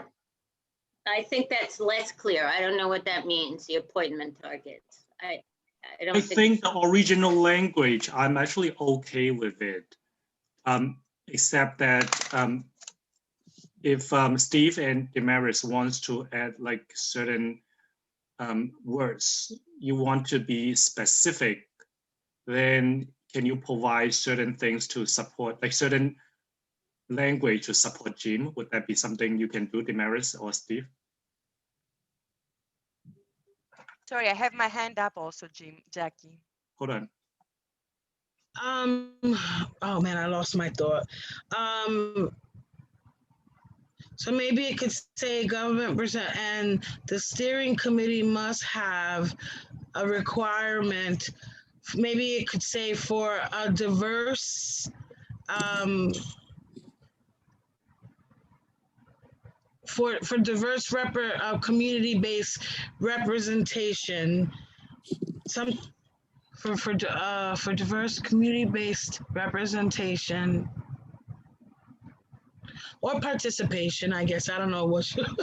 I feel like the original language, I guess I captured I feel like it captured the spirits of what we are talking about. I think the original language, I mean, I don't have that much of problem to it, but I guess if you guys feel like you want to change, it would be like helpful if you provide. Belaboring this, I mean, honestly, if this sounds fine to me, or not, but we're not gonna come up with exactly everything we want tonight. I think we'll be here till tomorrow. Yep, exactly. And also I agree with you that we don't want something too specific. We want to like have a general and broader like feeling, like what our concerns are, but we cannot tell them exactly what the plan is, because we are telling them that they need to have a revised plan and then bring it back to us. Olympia, you have a hand. Yes, I mean, I think that what it is stated here, it's inaccurate, and that's why I'm just not sure you are following. This body, by default, will be a check and balance to CPC, because even though it has appointments, the majority of the appointments come from a different body. The problem of the current people serving on CPC is not that they don't represent community groups, or that they may not be NYCHA residents, or that may not have, there are different kind of appointments in different years, in the past, years that you see at CPC. The issue is that because they are appointed, the majority of them from the mayor, then the mayor, being also the person who has the commissioner of the Department of City Planning, etc., has much more power, right? And so I think that's why saying that they're not different is not accurate. They're very different. Now, if what Steve and Damaris had started talking about, and we wanted to unpack the issue of why are these boards just appointed by these elected officials and not in some other way, I mean, I think the question then becomes, what other way? Do we want to have elections? Do you run for the for this board, or something like that? But fundamentally, these are two different bodies. Lisa, do you have any thought about that? I don't see where they're drastically different. I don't, just because the difference is that there are 4, is it, from the appointed by the city council, rather than by the borough president and the mayor. I just don't see that as a difference. I don't understand. The city, it's going to be the speaker of the city council that does it. It's not going to be, how could 4 represent the 50 members of the city council? I don't see the drastic difference. And also, when you talk about like the two bodies being similar, I actually feel the same way, that it is not about like it's not about exactly the composition of these two bodies. Is that whether you are talking about a top-down approach or a bottom-up approach, that makes the difference about how these bodies work. So I feel like because I guess when Lisa, when you're talking about the similarity between the two bodies, you are talking about still a top-down approach. That is probably the issue that also in my mind when I was reading this language. I want to you know, speaking of that, Val, are you still here? Because you brought up this issue at the last month's meeting. Is Val still here? Well, so I just wanted to say that after the committee deliberation, I'm gonna open up for you to speak, because I think what we are discussing right now, you actually asked the same question last month. So save your questions after the committee meeting. I mean, after the committee deliberation, I'll open up for You know what, Jackie, I'm good at the board meeting. I have very clear, specific reference points, and I remember this one. I can do it at the board meeting. Oh, that's okay. We would have time to open up for public too. So just hold it.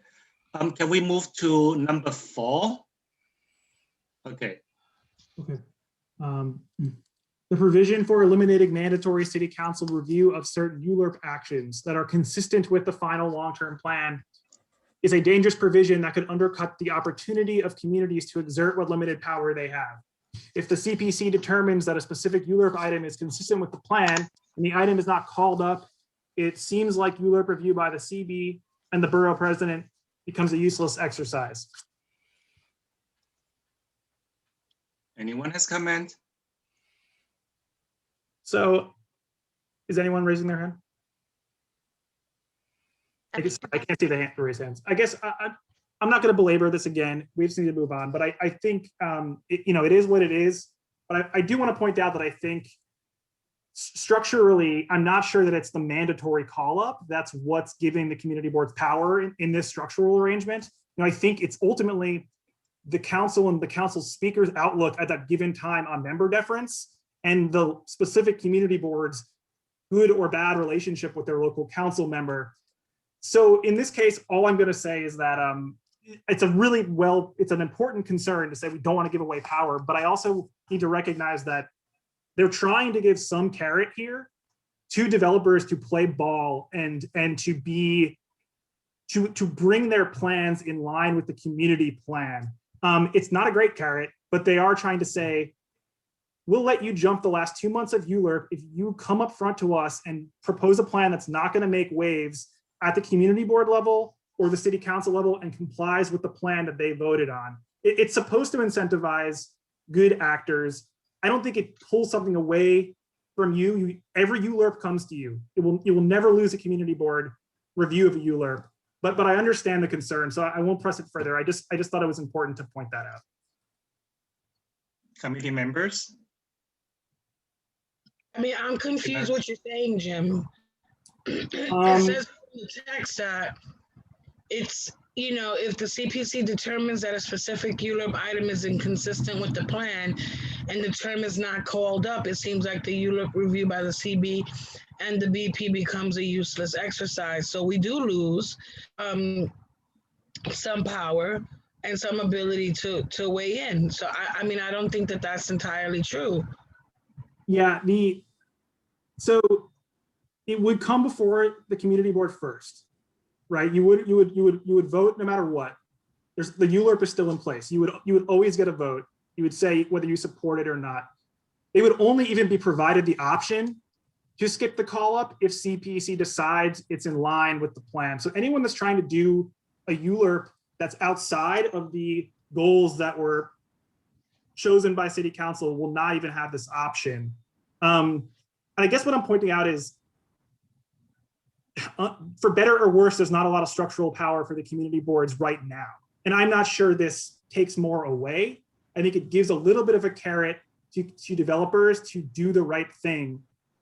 If they don't do it, they won't do it, and it will go to city council review anyway. So if everyone disagrees, it's not worth talking about longer. It's kind of a high level, structural thing, and I don't think there's a clear answer. But that's just, I'm trying to explain, I think, where they're coming from with this structural arrangement a little bit. But I understand. I do understand. Well, can I just respond? I mean, I think it's not like we haven't seen ourselves in disagreement with CPC before. Yeah. Right? And they have made decisions that we believe are different. outside of the ones that apply to us.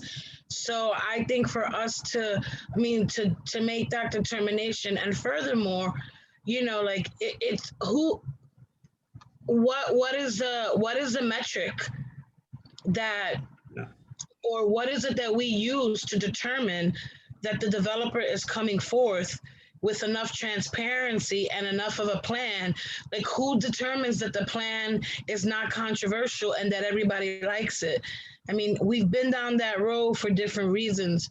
So my sense is, I don't think that we should do anything that gives them the ability to circumvent us. Yeah, I understand. I just don't think it's that much of a circumvention, I guess. But I really think I understand. most of the Look, right now, when we did the LSRD, and we were talking about a minor modification and a major modification, they don't think it's a large circumvention either. And it's like, it's huge. It's a major issue. So, I mean, I think we have a classic example right in front of us right now that we should be using as to inform how we weigh in on this particular bullet. I think we have seen that already. I think most of the committee members, I hear you. it appears to me most of the committee members want to keep it as, so we should move to number 5. I understand. The proposal calls for the draft 10-year capital strategy document to include 3 district level targets that community boards, borough presidents, and others will have an opportunity to react to. Ultimately, the final target is adopted by the steering committee and incorporated into the final long-term plan. City council will adopt the land use scenario. They may or may not be the same ones preferred by the community. This is more of a whereas, it's not a therefore. Yeah, I was going to suggest, is there something maybe you want to ask for here? It seems like there is, right? That there should be something to say that it must be the one from the community. You know, I don't know what that structure looks like, but, you know, or maybe it's just a comment. That was just, I had a note here that said, maybe we want to ask for something to correct this. I'm fine to leave it as is. Does any other committee member have comment? Because just for the consideration of time, I want to move it a little bit faster because it's already 8:40. Yeah, it's not saying anything, Jackie. You can rush it as much as you want. We either take it out. If we want to keep it, then we should say, is the point that we want them to always prioritize the community group plan? Like, Can we change the last sentence? Yeah, that's the question. Then we just change the last sentence. To what? To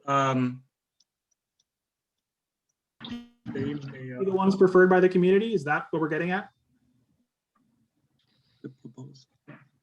I think what Olympia wants to change is that make this sentence to sounds like we want the committee to listen to see that our preferred plan, preferred scenarios. I think this point is made by Lisa also, right? So Lisa, you should say what you were trying to say. Is this what you wanted to say? What I was trying to point out is that we have no real power under this. I don't feel the need to change it. So it's just a comment that I think stands on its own. I mean, I guess we could say something like, if they were to choose one that did not confer, it was not consistent with the community-based preference, then it should be by a super majority or something like that. Do that, but I don't feel the need to do it. I think the point is clear. What we're trying to say is that this is a problem. I agree with Lisa. Does anybody else have problem with number 5? If not, then we are going to number 6. Okay, the level of detail that would be included in these district level targets is not specified. The comprehensive plan must require sub-district level analysis in the conditions of the city reports and the creation of district level targets to account for the diversity of conditions and needs. Oh, that's a little awkward. me say the range of conditions and needs within very diverse community districts like CD3. Good. Any objections, Jackie? No. Okay. 7, a generic environmental impact statement, which according to the proposal would reduce developers' seeker compliance obligations for projects that were consistent with the final long-term plan, would not provide the level of in-depth review now required for a specific project. This is of concern because such shortcutting might avoid a thorough analysis of a specific proposal, which otherwise might result in recommended remediation actions that would be a benefit to the community.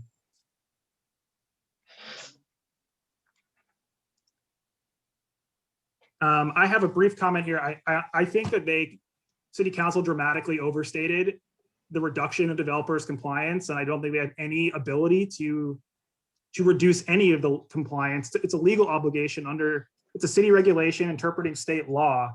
I think that they really are trying to pitch this as a benefit where it's essentially, there's no circumventing this. The city cannot expose themselves to the full environmental review or the litigation that would come from a less than complete environmental review. I just think that they're offering something that's not really there. I mean, I talked to some DCP staff about this, and they said the best case scenario is that developers can save a little bit of money by borrowing sections from the GEIS, but even then, that data will go stale after a couple of years, and we'll have to do it again anyway. And it won't be the city's obligation; it'll be the developers. So, I would recommend, I guess, removing, not because the point is incorrect, but because the city council overstated this. It's just not true. I don't in my interpretation, I don't think that they could say this is the case. Lisa, that's your point. Well, I guess it's what it says in the plan right now, and I think we should emphasize it so that it's clear that it has to be removed. I don't think we should take it out. I think we should, show that we've carefully reviewed this and we've noticed something that just, I mean, we could add wording that says this is of concern, A, because it's probably not legal, and B, because it's a shortcutting, might avoid this thorough analysis. But I don't think we should take the whole thing out because it's clearly important. I also read about this comment in various other resources, so I also prefer it to be kept. If there's any modification you want to make. I mean, I think what I said is, I think it's true, but I don't know that it matters. The point is well taken either way.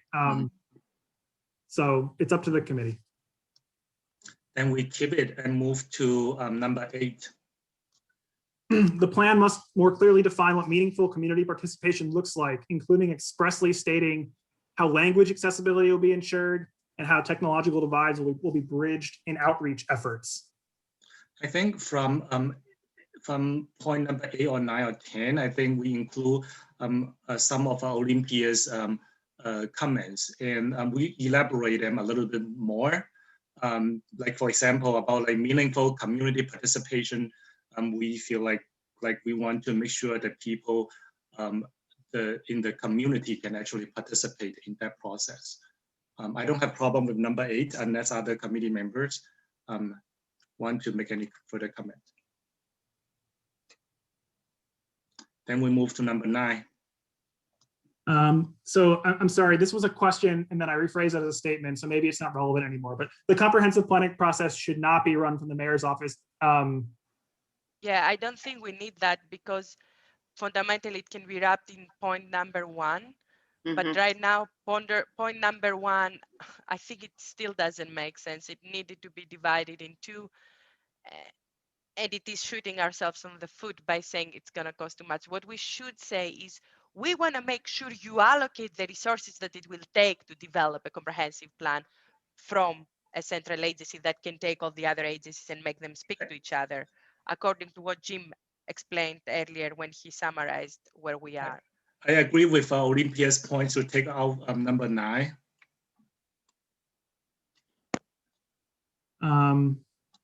I sort of like number 9, though I hope it's the case.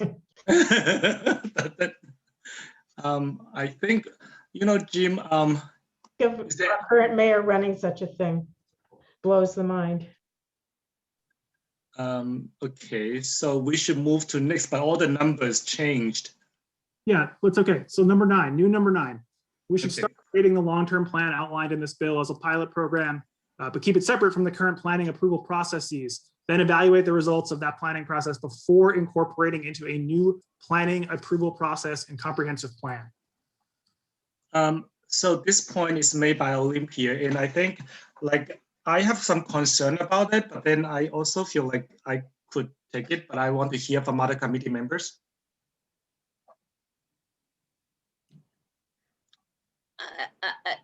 I guess I don't understand how we would do this, do the plan outlined in this bill as a pilot.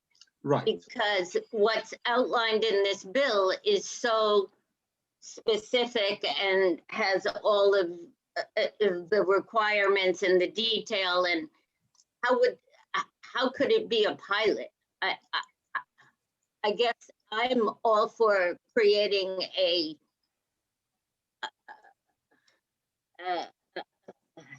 the concept of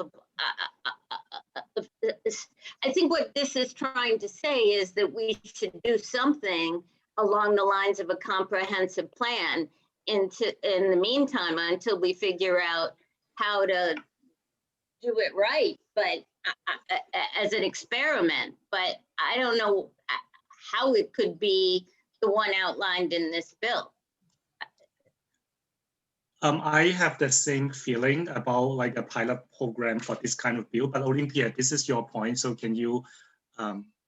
Yes. So I mean, I feel like I'm repeating myself, but fundamentally, every city, every major city in the world has a plan. New York City doesn't, right? So this is unique. It does take money. It is complex, etc. Right? So the city of New York, I think the last plan, correct me, Jim, it was by RPA, and I think we celebrated, is it like 100-year-old the last time New York City had a comprehensive plan? It was probably in the 30s. It was probably in the 30s. So basically, this is like, it's going to be incremental, and it's going to take time for a city like New York to start adopting a long-term plan. So I think we need to use this opportunity of this opening and start creating the plan, because a plan, it's a living organism, right? That it needs to constantly be adapted, as it says already, like it's going to be reviewed and changed, etc. So if they are willing to put the resources and start creating this plan, let's create a plan that right now is going to stay detached from any decision-making power, right? But we finally have the resources and we start working on something. And then with our new elected officials, with the community engagement, with the community boards, we say, this is working, this is not working, etc. And then incrementally, we'll eventually have a first comprehensive plan after a century for a city like New York. I think this is like a major opportunity that we should not dismiss easily as we're doing, with our response. We should try to develop a comprehensive plan. I think we all agree with that, but how do should we say something to the effect of just that despite the shortcomings of the proposal herein, there needs to be a dedicated and continuing effort to conceptualize a workable plan toward achieving a comprehensive plan for the city of New York within the next 5 years, something like that. Thank you, Lisa. I think we all agree that we want to see a plan, and it's just how do we get there? And Michael, you have a hand. Yeah, so I mean, maybe we could just say, instead of the long-term plan outlined in this bill, because the bill is so specific on process, maybe we could just say we should start creating a long-term plan as a pilot program or something like that. just because I completely agree with Olympia, but I think, yeah, this bill is like almost exclusively process, and so there is kind of a contradiction there. I don't know if Olympia, you agree with this, like this change that I think Jim just made. So I think the critical issue on this point is whether we should have a pilot program or not, or how can we have a pilot program or not. So I guess I want to hear from other committee members. Do we want to see a pilot program? Is that feasible? Is that a workable plan to have a pilot program? And I think we should focus on that. And other committee members, can you share your thoughts whether we want to do a pilot program at all?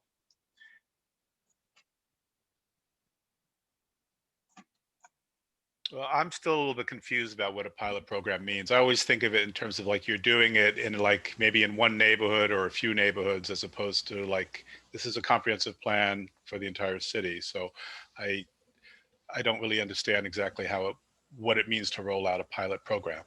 Thank you, Steve. Jim? I guess I get the sentiment here, but my concern would be if we're acknowledging in the first bullet that it's enormously expensive and time consuming, that going in the direction of a pilot could, even if it makes sense conceptually, could be a problem because it's so costly without putting something, without necessarily coming out on the other side with a plan, because you could walk away from the pilot. It's a lot of money to commit up front to not, commit to something. And there is the political momentum now to do this thing. What I want to suggest, I don't know if this is getting at a different thing, but if the issue is like, what do you do if it's not going well? We want to pilot it because what if it's not going well? Could you say something like, this process should have more opportunities mid-planning cycle for review and revision of the outcomes? Is that the concern? Because you could ask for that, absolutely. I mean, why not? Thank you, Jim. I want to hear from Dominic. Thank you. Dominic? Yeah, sorry. No, I mean, I think pilots are great. I mean, in my own line of business, pilots and prototypes are like really how we always want to, to work before we invest a lot of money. This is so comprehensive that I don't understand how you would do a pilot, in a one part of the city, because the process is just so different, and the like to the point of it would be different board members, different people, that would weigh in on any kind of plan. Like you're not gonna, would you find a board like that and just temporarily put them in place? Like, I think I would need to have a better understanding of how this could really be a pilot that could actually measure or even, or forecast like how this, if it was scaled, how this would be successful. Because I just feel like without understanding that, I think a pilot would immediately not be successful because it wouldn't really give you a sense of whether or not you can scale it effectively. So far, I'm hearing more committee members not prefer a pilot program in this situation. But if the other committee member who have not spoken, you want to express your point of view, please tell me. I mean, since this is something that I am Olympia, suggesting, can I yeah. let other people who have not spoken? No, actually, I'm making a point of order. So since this is an amendment a suggestion that I'm doing to the resolution, and people are asking specific things about how it would work, normally I should be given an opportunity to respond to that. And the fact that you are not following procedure in this way, and some of the statements that you are making make me feel very uncomfortable and unwelcome at this meeting. Does other people feel the same way? So it is about me, not about other people. So now may I respond to the things that people are asking around what I'm suggesting? Yes, you may. Thank you. So, so to Steve's point, so the question is, without the edit that Jim just made, if we just take the procedure that they are suggesting, that is very specific, as you all said, right? So that could be run as a pilot in 2-3 different neighborhoods and see, does that process that is very detailed and huge, like works, what doesn't work, etc. So that could be one way, it could be a pilot. The other way it could be piloted, and we're using this word, but in air quotes, fundamentally, it could be that we develop a whole comprehensive plan for the city. Like we start the process, and then I liked very much the suggestion by Jim about mid-planning, adjustments and reviews, etc. Because you cannot right away, for something that we haven't done for an entire century, for a city like New York, start from 0 to 100 and adapt it right away. So in that sense, I was using the piloting in air quotes, but both those ways could work, either by piecemeal the exact process or by developing a comprehensive plan and say that it is not adapted, it has all these mid-circle reviews and adjustments. Thank you. Damaris. Maybe we can meet halfway here. Maybe this is about like we should start a long-term planning process with the intention of scaling up that planning process if with the lessons we've learned, and if the data comes back in a positive way and shows that this type of planning process is possible. I mean, that's the only. That way we can maybe take away pilot, but we can show that what we're really saying is try it out in a few smaller places. It doesn't replace the whole plan because we still have to do it with the rest of the city. But as we do it with the rest of the city, we will have the lessons that we learned from this initial process. So we're not saying all of that, but that's the sentiment, I guess the process, the plan already has a certain language saying that they're gonna constantly revisit and review the steps. And then, but then what you are saying is that you wanted to see how is it going to be implemented at a specific location, like in a smaller area or what? But if that's not exactly what I mean. I'm sorry, Jackie. I don't mean to interrupt you. I guess I'm just saying, because you can't do it all at once, maybe what we're just doing is encouraging them to start out in, smaller, so that we test it, we try it, just like they're saying already that they want to incorporate feedback. So maybe this is just a way of making sure that doesn't really get lost, and that, we do some preliminary work on it so that we can iron out and see if it really works. I don't know if that's clearer. Maybe I didn't make that clearer. I might have made it more confusing, but. I'm okay with the language. You want me to reread it? Or yes, please. We should start creating a long-term plan with the intention of scaling up if the data shows this process is possible, keeping it separate from the current planning approval processes, then evaluate the results of that initial process before incorporating them into a new planning approval process and comprehensive plan.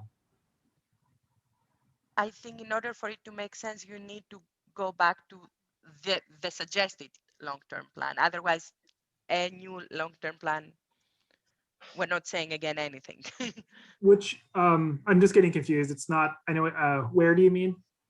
So where you say we should start creating the long-term plan as suggested, by this legislation, but then evaluate it, etc., with the language that is now inserted there. Well, so we'll put that line back, right, as outlined in this bill. That's the yeah. And that's the part I can't agree to. Oh, because you've pointed right, because there are disagreements with the bill. Yeah. Yeah, but the whole idea is you need to start it and evaluate it. You have disagreements. We're going to by the way, I think in my language, I was saying in the, what was the language that I had, Jim, there? It was amended bill. Yeah, I may have, we could say Yeah. that in Yeah, a, so Lisa, my comments were actually amended bill. So the idea is you improve the bill with all the feedback that we have, and then you try it because we need to start building the comprehensive plan.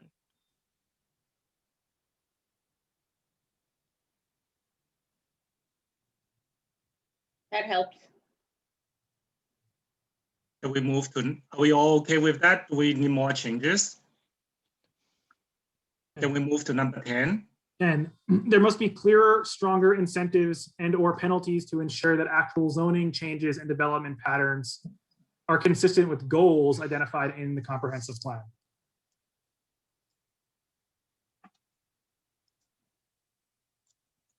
Jackie? No, I don't have any comment. 11, the comprehensive plan should include baseline budgetary commitments for community boards to have sufficient and sustained resources to participate effectively in the 10-year planning cycle. This must include funding for land use staff and the option to hire independent consultants and planning firms as needed.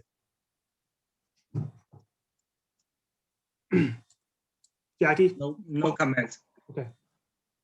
12, there must be mandatory community board representation on the borough steering committees, which are different from the long-term. I can explain if anyone wants to know.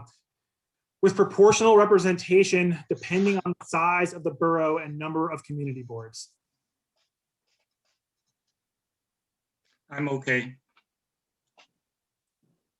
There should be a required public hearing at each community board during the 150-day period between the submission of the draft comprehensive long-term plan and the submission of recommended preferred land use scenarios to the Speaker of City Council, unless community boards choose to waive their recommendation.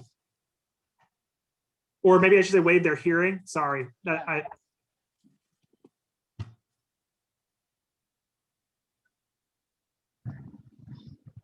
Okay, 14, the plan should require targeted community engagement and informational outreach beyond the currently mandated borough hearing and the above recommended community board hearings.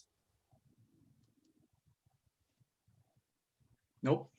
15, the comprehensive plan, maybe we should. Did you miss number? I'm sorry. Can you go back to 14? Yes. I am sorry. I wanted to see if we can move 14 either like merge with point number 8 or somewhere closer to point number 8, because they are all talking about like community engagement. Like this, like I mean, or it can be a separate point too. It's just that I feel like they need to be like stay together, like somewhere like closer to each other, just for the flow of the result. Yeah, I think it works either way. It's, you know, board's preference. I think it works both ways. Okay. Combined, everyone's okay combined? Okay. I think he's saying to put it close to it so that it's a bullet point that flows from number 8, not necessarily to combine the two. Okay, so just have them back to back like this, Yep. 8 and 9. Yeah. Yes. Yeah.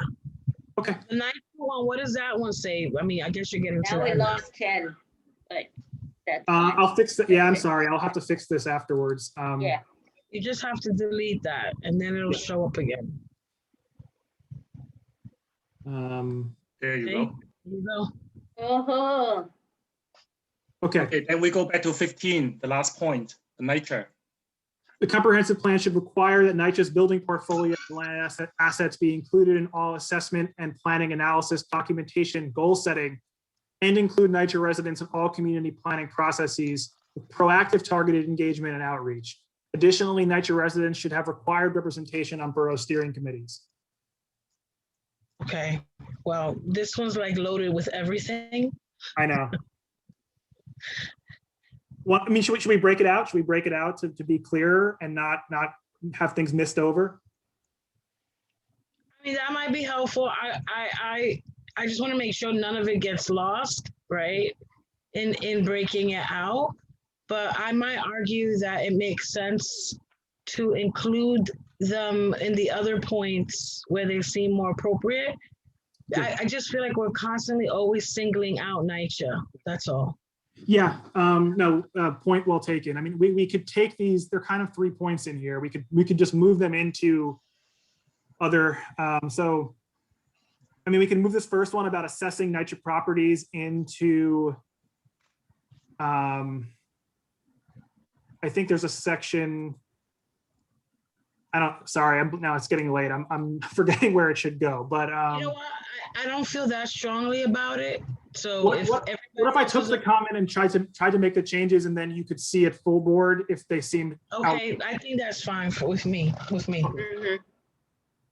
Yeah, sorry, just it's so late, that might be easier. Yeah. I'm okay with that. Okay, so that is the end of the result. So can we do a roll calling to see everyone approve the result with the changes? And I guess Jim needs to do some cleanup later, but we'll approve on what we discussed tonight. Yes, consider it, approved with changes forthcoming. Right. Michael, can you do a roll calling, please? Sure. Jackie? Yes. Linda? Yes. Thank you. Michael, yes. Dominic? Yes. Jonathan is not here. Herman? Yes. Trevor? Yes. Lisa? Yes. Olympia?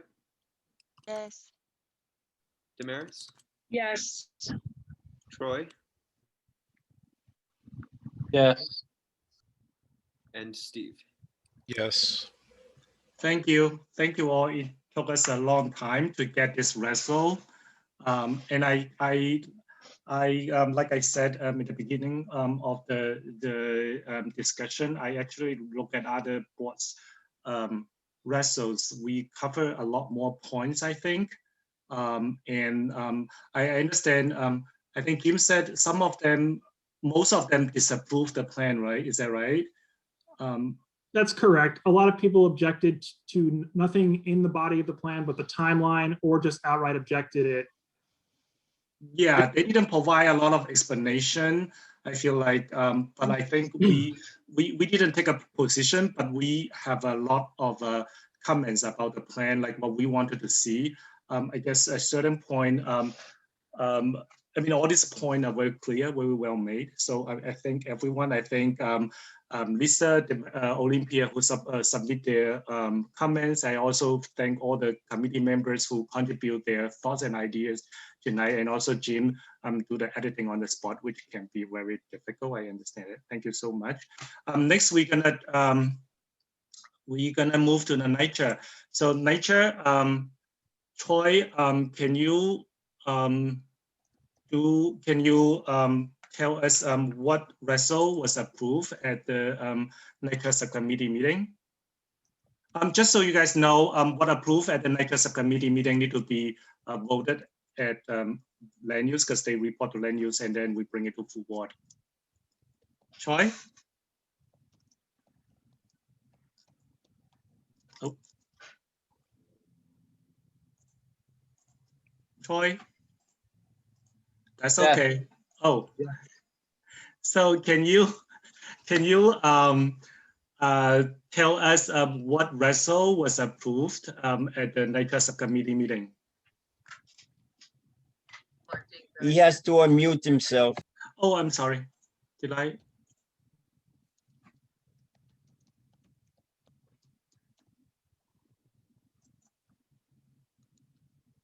You're still muted, Troy. Hello. Yes, I can hear you. Okay, Jackie. Yeah, we had a resolution for Rossetti Plaza and the scaffolding, and it was approved at our meeting. Now we're bringing it to land use.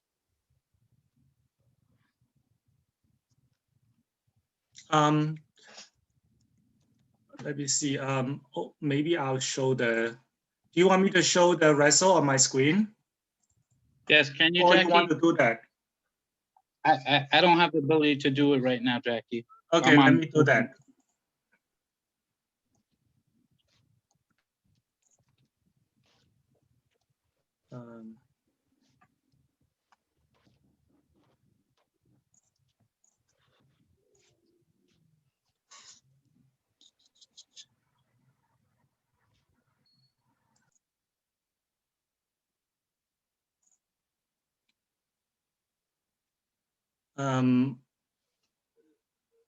Let me, can you guys see it? Yes. Okay, thank you. I think I'm having the same problem Jim had. I think, I don't know how many paragraphs I'm showing on the screen. Can you guys, I mean, can you see the title of it? You just need to gradually spin down as you talk about it. Okay. Troy, I'll leave it to you to do the presentation. Jackie, again, Yes. I'm on a cell phone at work, so I can't really see it. Oh, okay, okay. Sorry. All right, so basically, so Braceti is about Braceti Plaza in Nitra. It's a Nitra property. They have a shed in a outside of their building. That shed has been there since 2015 to comply with some facade work in accordance with local law 11. So because the local law 11 is generally not eligible for capital fund, and like NYCHA does not have enough money from their operating budget to do the repair, so that shed has been around, the scaffolding has been around for a long time and must stay on indefinitely. And because recently they had a murder case in that area, I think under the shed, so that there is a community outcry to remove that scaffolding as soon as possible. However, for them to remove that, they need to do the local law 11 facade repair first. So right now, all we are asking is that we are asking the comptroller's office to approve the sales of bonds, so that they could come up with money to help Braceti Plaza to do the repair work. When they finish the local law 11 repair, then they can remove the scaffolding. And that's what they are asking for. Hold on 1 second. Has a comment. Hold on, let me go back because I don't know how to do this here.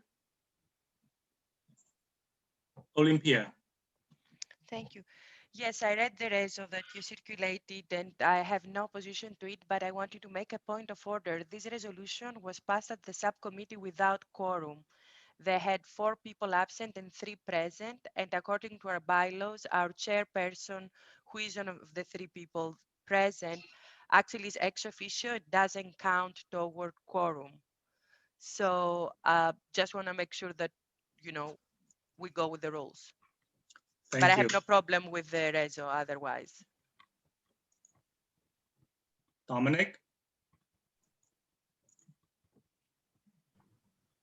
Sorry.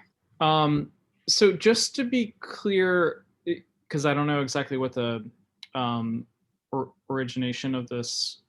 Sorry, I understand the what's written in the resolution and in the background, but did someone say, because NYCHA like has to go and ask for the money, right?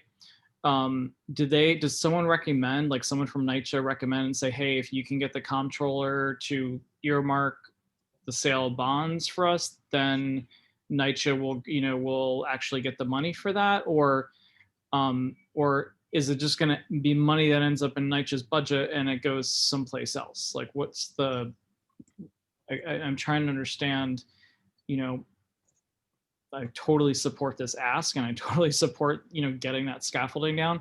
But I'm just wondering how it actually is going to work in practice. So, Troy, do you want to answer that question or you want me to answer that for you? I believe I could answer it.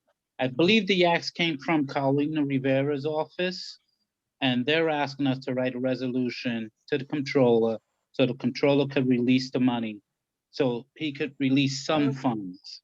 Where the funds come from, we really don't have a specific area where the funds are going to come from at this point. But the funds that NYCHA has right now, they cannot use for this type of project. So hopefully that clears it up a little. If I can, oh, Lisa? Well, the reso says that there would be bonds issued to raise the money. So it would be New York City bonds. That's the proposal. And so my question was similar to Dominic's.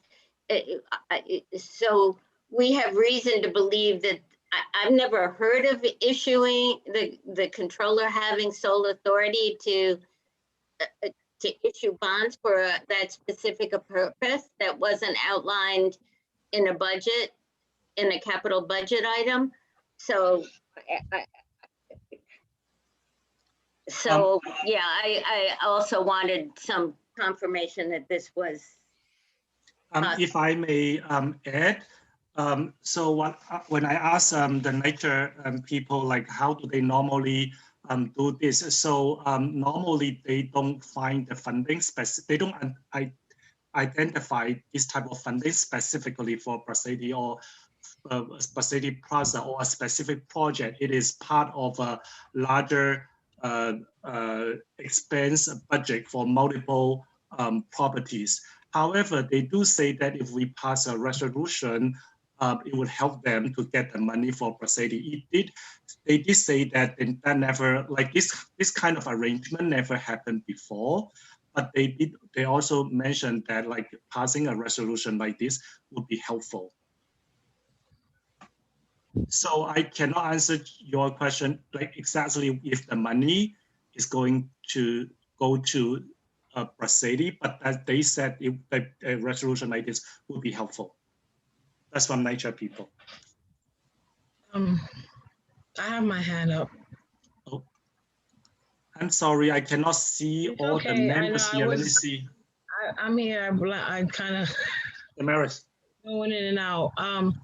I think everyone is saying is correct. This was Carlina's office researched this. I think that we could get around this if we put in a clause that says that in the event that the controller authorizes the release or use of some of these bonds, that it be very specific for the use at Braceti for this purpose. That's, I think one way. They did mention this is not typical, this has not really happened, but NYCHA was very supportive, very excited, and seemed to think that it could happen.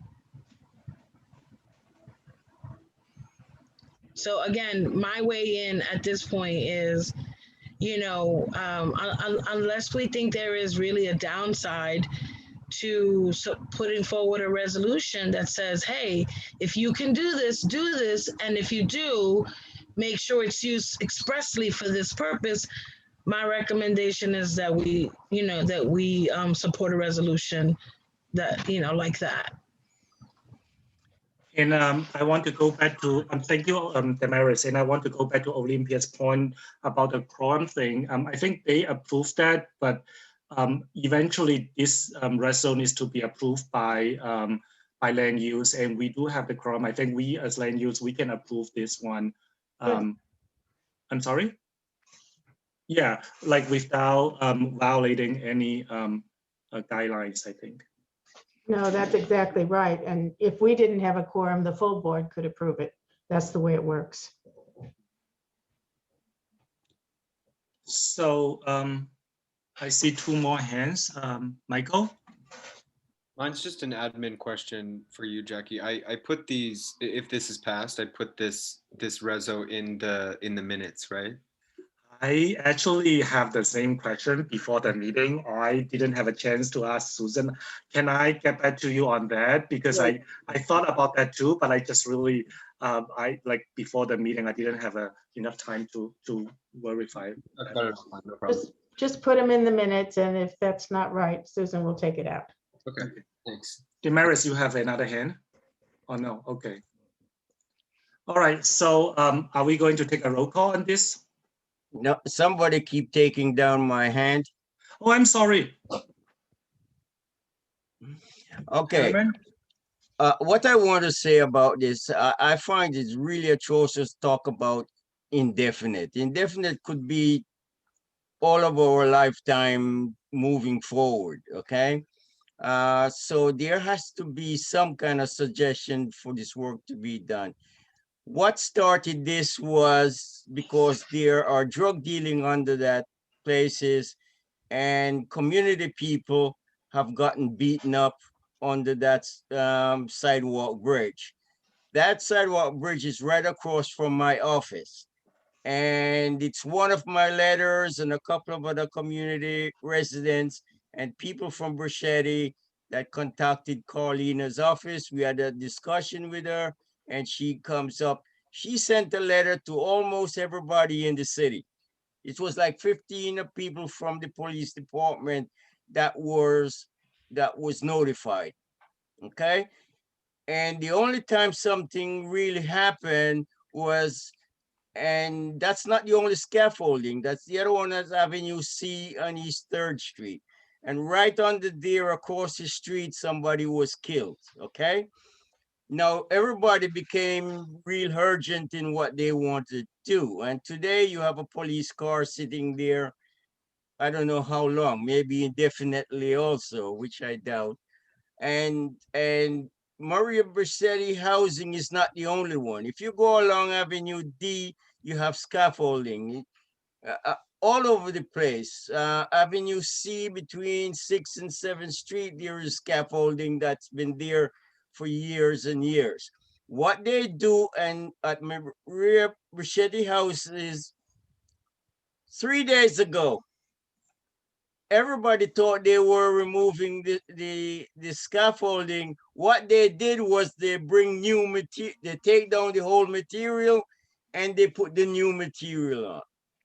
So that's what's been happening there every day, and people are really disappointed. So I'm not sure if the controller will do anything or anything, but something has to be done. And even this resolution that was done, if it goes forward, it's a suggestion, maybe it will start something else or give Carlina something to pivot off to get something done. That's all I want to say.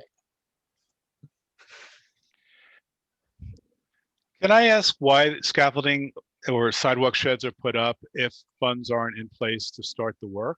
And yet they sit up for years. I mean, I don't want to get into a whole long discussion, but it's Article 11 of the City of New York said anything over 6 stories have to have a scaffolding for work to be done, and I know about local 11, but I just don't understand why it's put in place if there's no, because local law 11 implies that there's a dangerous facade. A dangerous condition exists. Okay. Yes.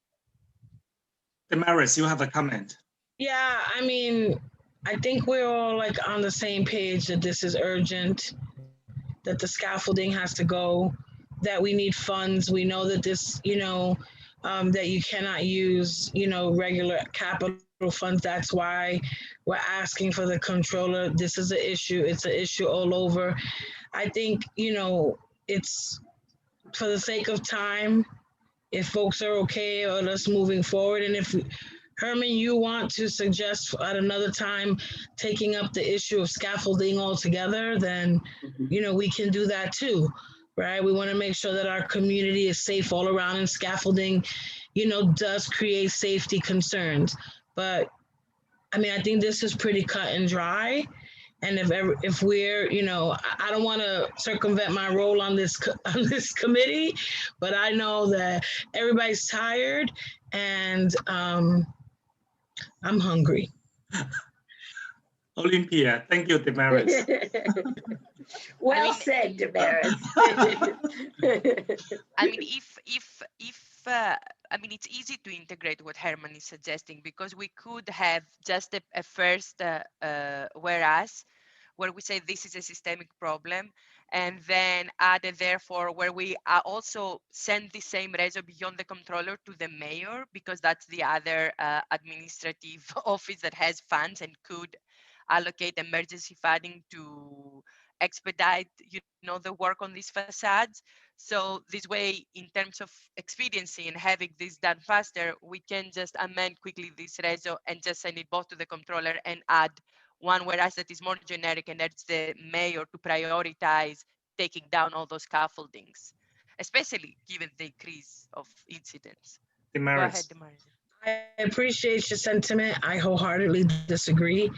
I do not want to give the city an opportunity to start picking and choosing which scaffolding they're gonna. I think we're writing a resolution or we're asking for something at Bracetti specifically to be addressed. And I really would like to see that. And I am happy to talk about again next month, another reso for scaffolding everywhere. Agreed. And I also wanted to say I appreciate that sentiment, but there's one procedure thing I want to emphasize to the committee member, because it's going to happen in the past too, in the future too. Normally, what approved at the NYC subcommittee, we want to respect that. And I mean, everything always has room to improve, including myself, how I chair the meeting, and a lot of other things can be improved. But I just feel like if subcommittee, NYC subcommittee approves something, unless it's substantially wrong, or we really feel like we want to make changes, we try to respectful their work. That's what I feel. I don't know if other people have comments on that. You're doing okay, Jackie. Thank you, Herman. Thank you. Thank you. Thank you. So, oh my God, I feel so bad about Val because I just forgot. I am supposed to let her speak on the comprehensive plan. I think I forgot, and then now I don't know what to do. I may just give her a call and see. Well, she seemed to want to speak at full board anyway. She's gone. Trevor has his hand up. Trevor? I'm sorry, Trevor, I didn't see that. And Dominic, I'm sorry. Trevor? No, I just, for this particular discussion, I just want to call a question if there's no further questions on it. Okay. Sounds good. Dominic? Oh, no, I was just going to say, Jackie, when we ended that, I noticed because I looked and Val was gone at that point. So even if you went to call on her before the vote, I think she was gone. Yeah. Sometimes there's a lot of things going on. I just cannot pay attention to every minor details, and I apologize for sometimes. Yeah, and I just think, I mean, we always tell people at full board, like, go to the committee meetings to express yourself or to learn about stuff. So like, it's definitely, I think, important for her and other people to be able to ask questions during the meeting. Thank you, Dominic. Okay, can we motion to adjourn? Do I have a motion to adjourn? We have to approve this first, don't we? So Trevor called the question, and don't forget what I brought up to you about the quorum. It is important that we vote on it, and also the procedure with the Arts and Culture Subcommittee is that actually economic development does amend. So if we want to amend, that's the procedure. In fact, they killed a lot of our resolutions. So we should be consistent. The consistent, as I know it, is if there's not a quorum, then it goes in as a recommendation. The recommendation goes to either the full board or the full committee, and it's passed on to the full board.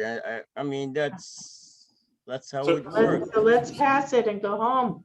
Exactly. That's where we are right now. Can we do a roll call? Jim has a hand. Let No, Jim speak. please Oh, okay. don't. Just Trevor, go. you mean we home already? Jim, you need to let us eat. We are all hungry. Okay. motion to adjourn. Anyone motion to No, adjourn? Jackie, we gotta need to vote vote on on it. this. Oh, okay, It's a all right, vote. okay. Good night, guys. Thank you. Good night. No, we Jackie, gotta we approve need to vote it. now. vote on the resolution. Oh, okay, Michael. Yes. Okay, so we're combining the attendance at the end with this last vote, right? Yes. Yes. Jackie, Yes. thank you. Linda, Yes. thank you. Michael, yes. I'm sorry, these are out of order. Jonathan Chu is not here, right? Herman Hewitt, Here. Yes. thank you. Trevor, Yes. thank you. Lisa, Yes. thanks. Olympia, Yes. thank you. Dominic, Yes. Damaris, Yes. Troy, Yes. and Steve, Yes. and Tim is absent. Sorry, I'm not sure what happened. Did I miss anyone? My formatting in the sheet is weird right now. Okay, we're all set. Thank you. Good night, guys. Motion to adjourn.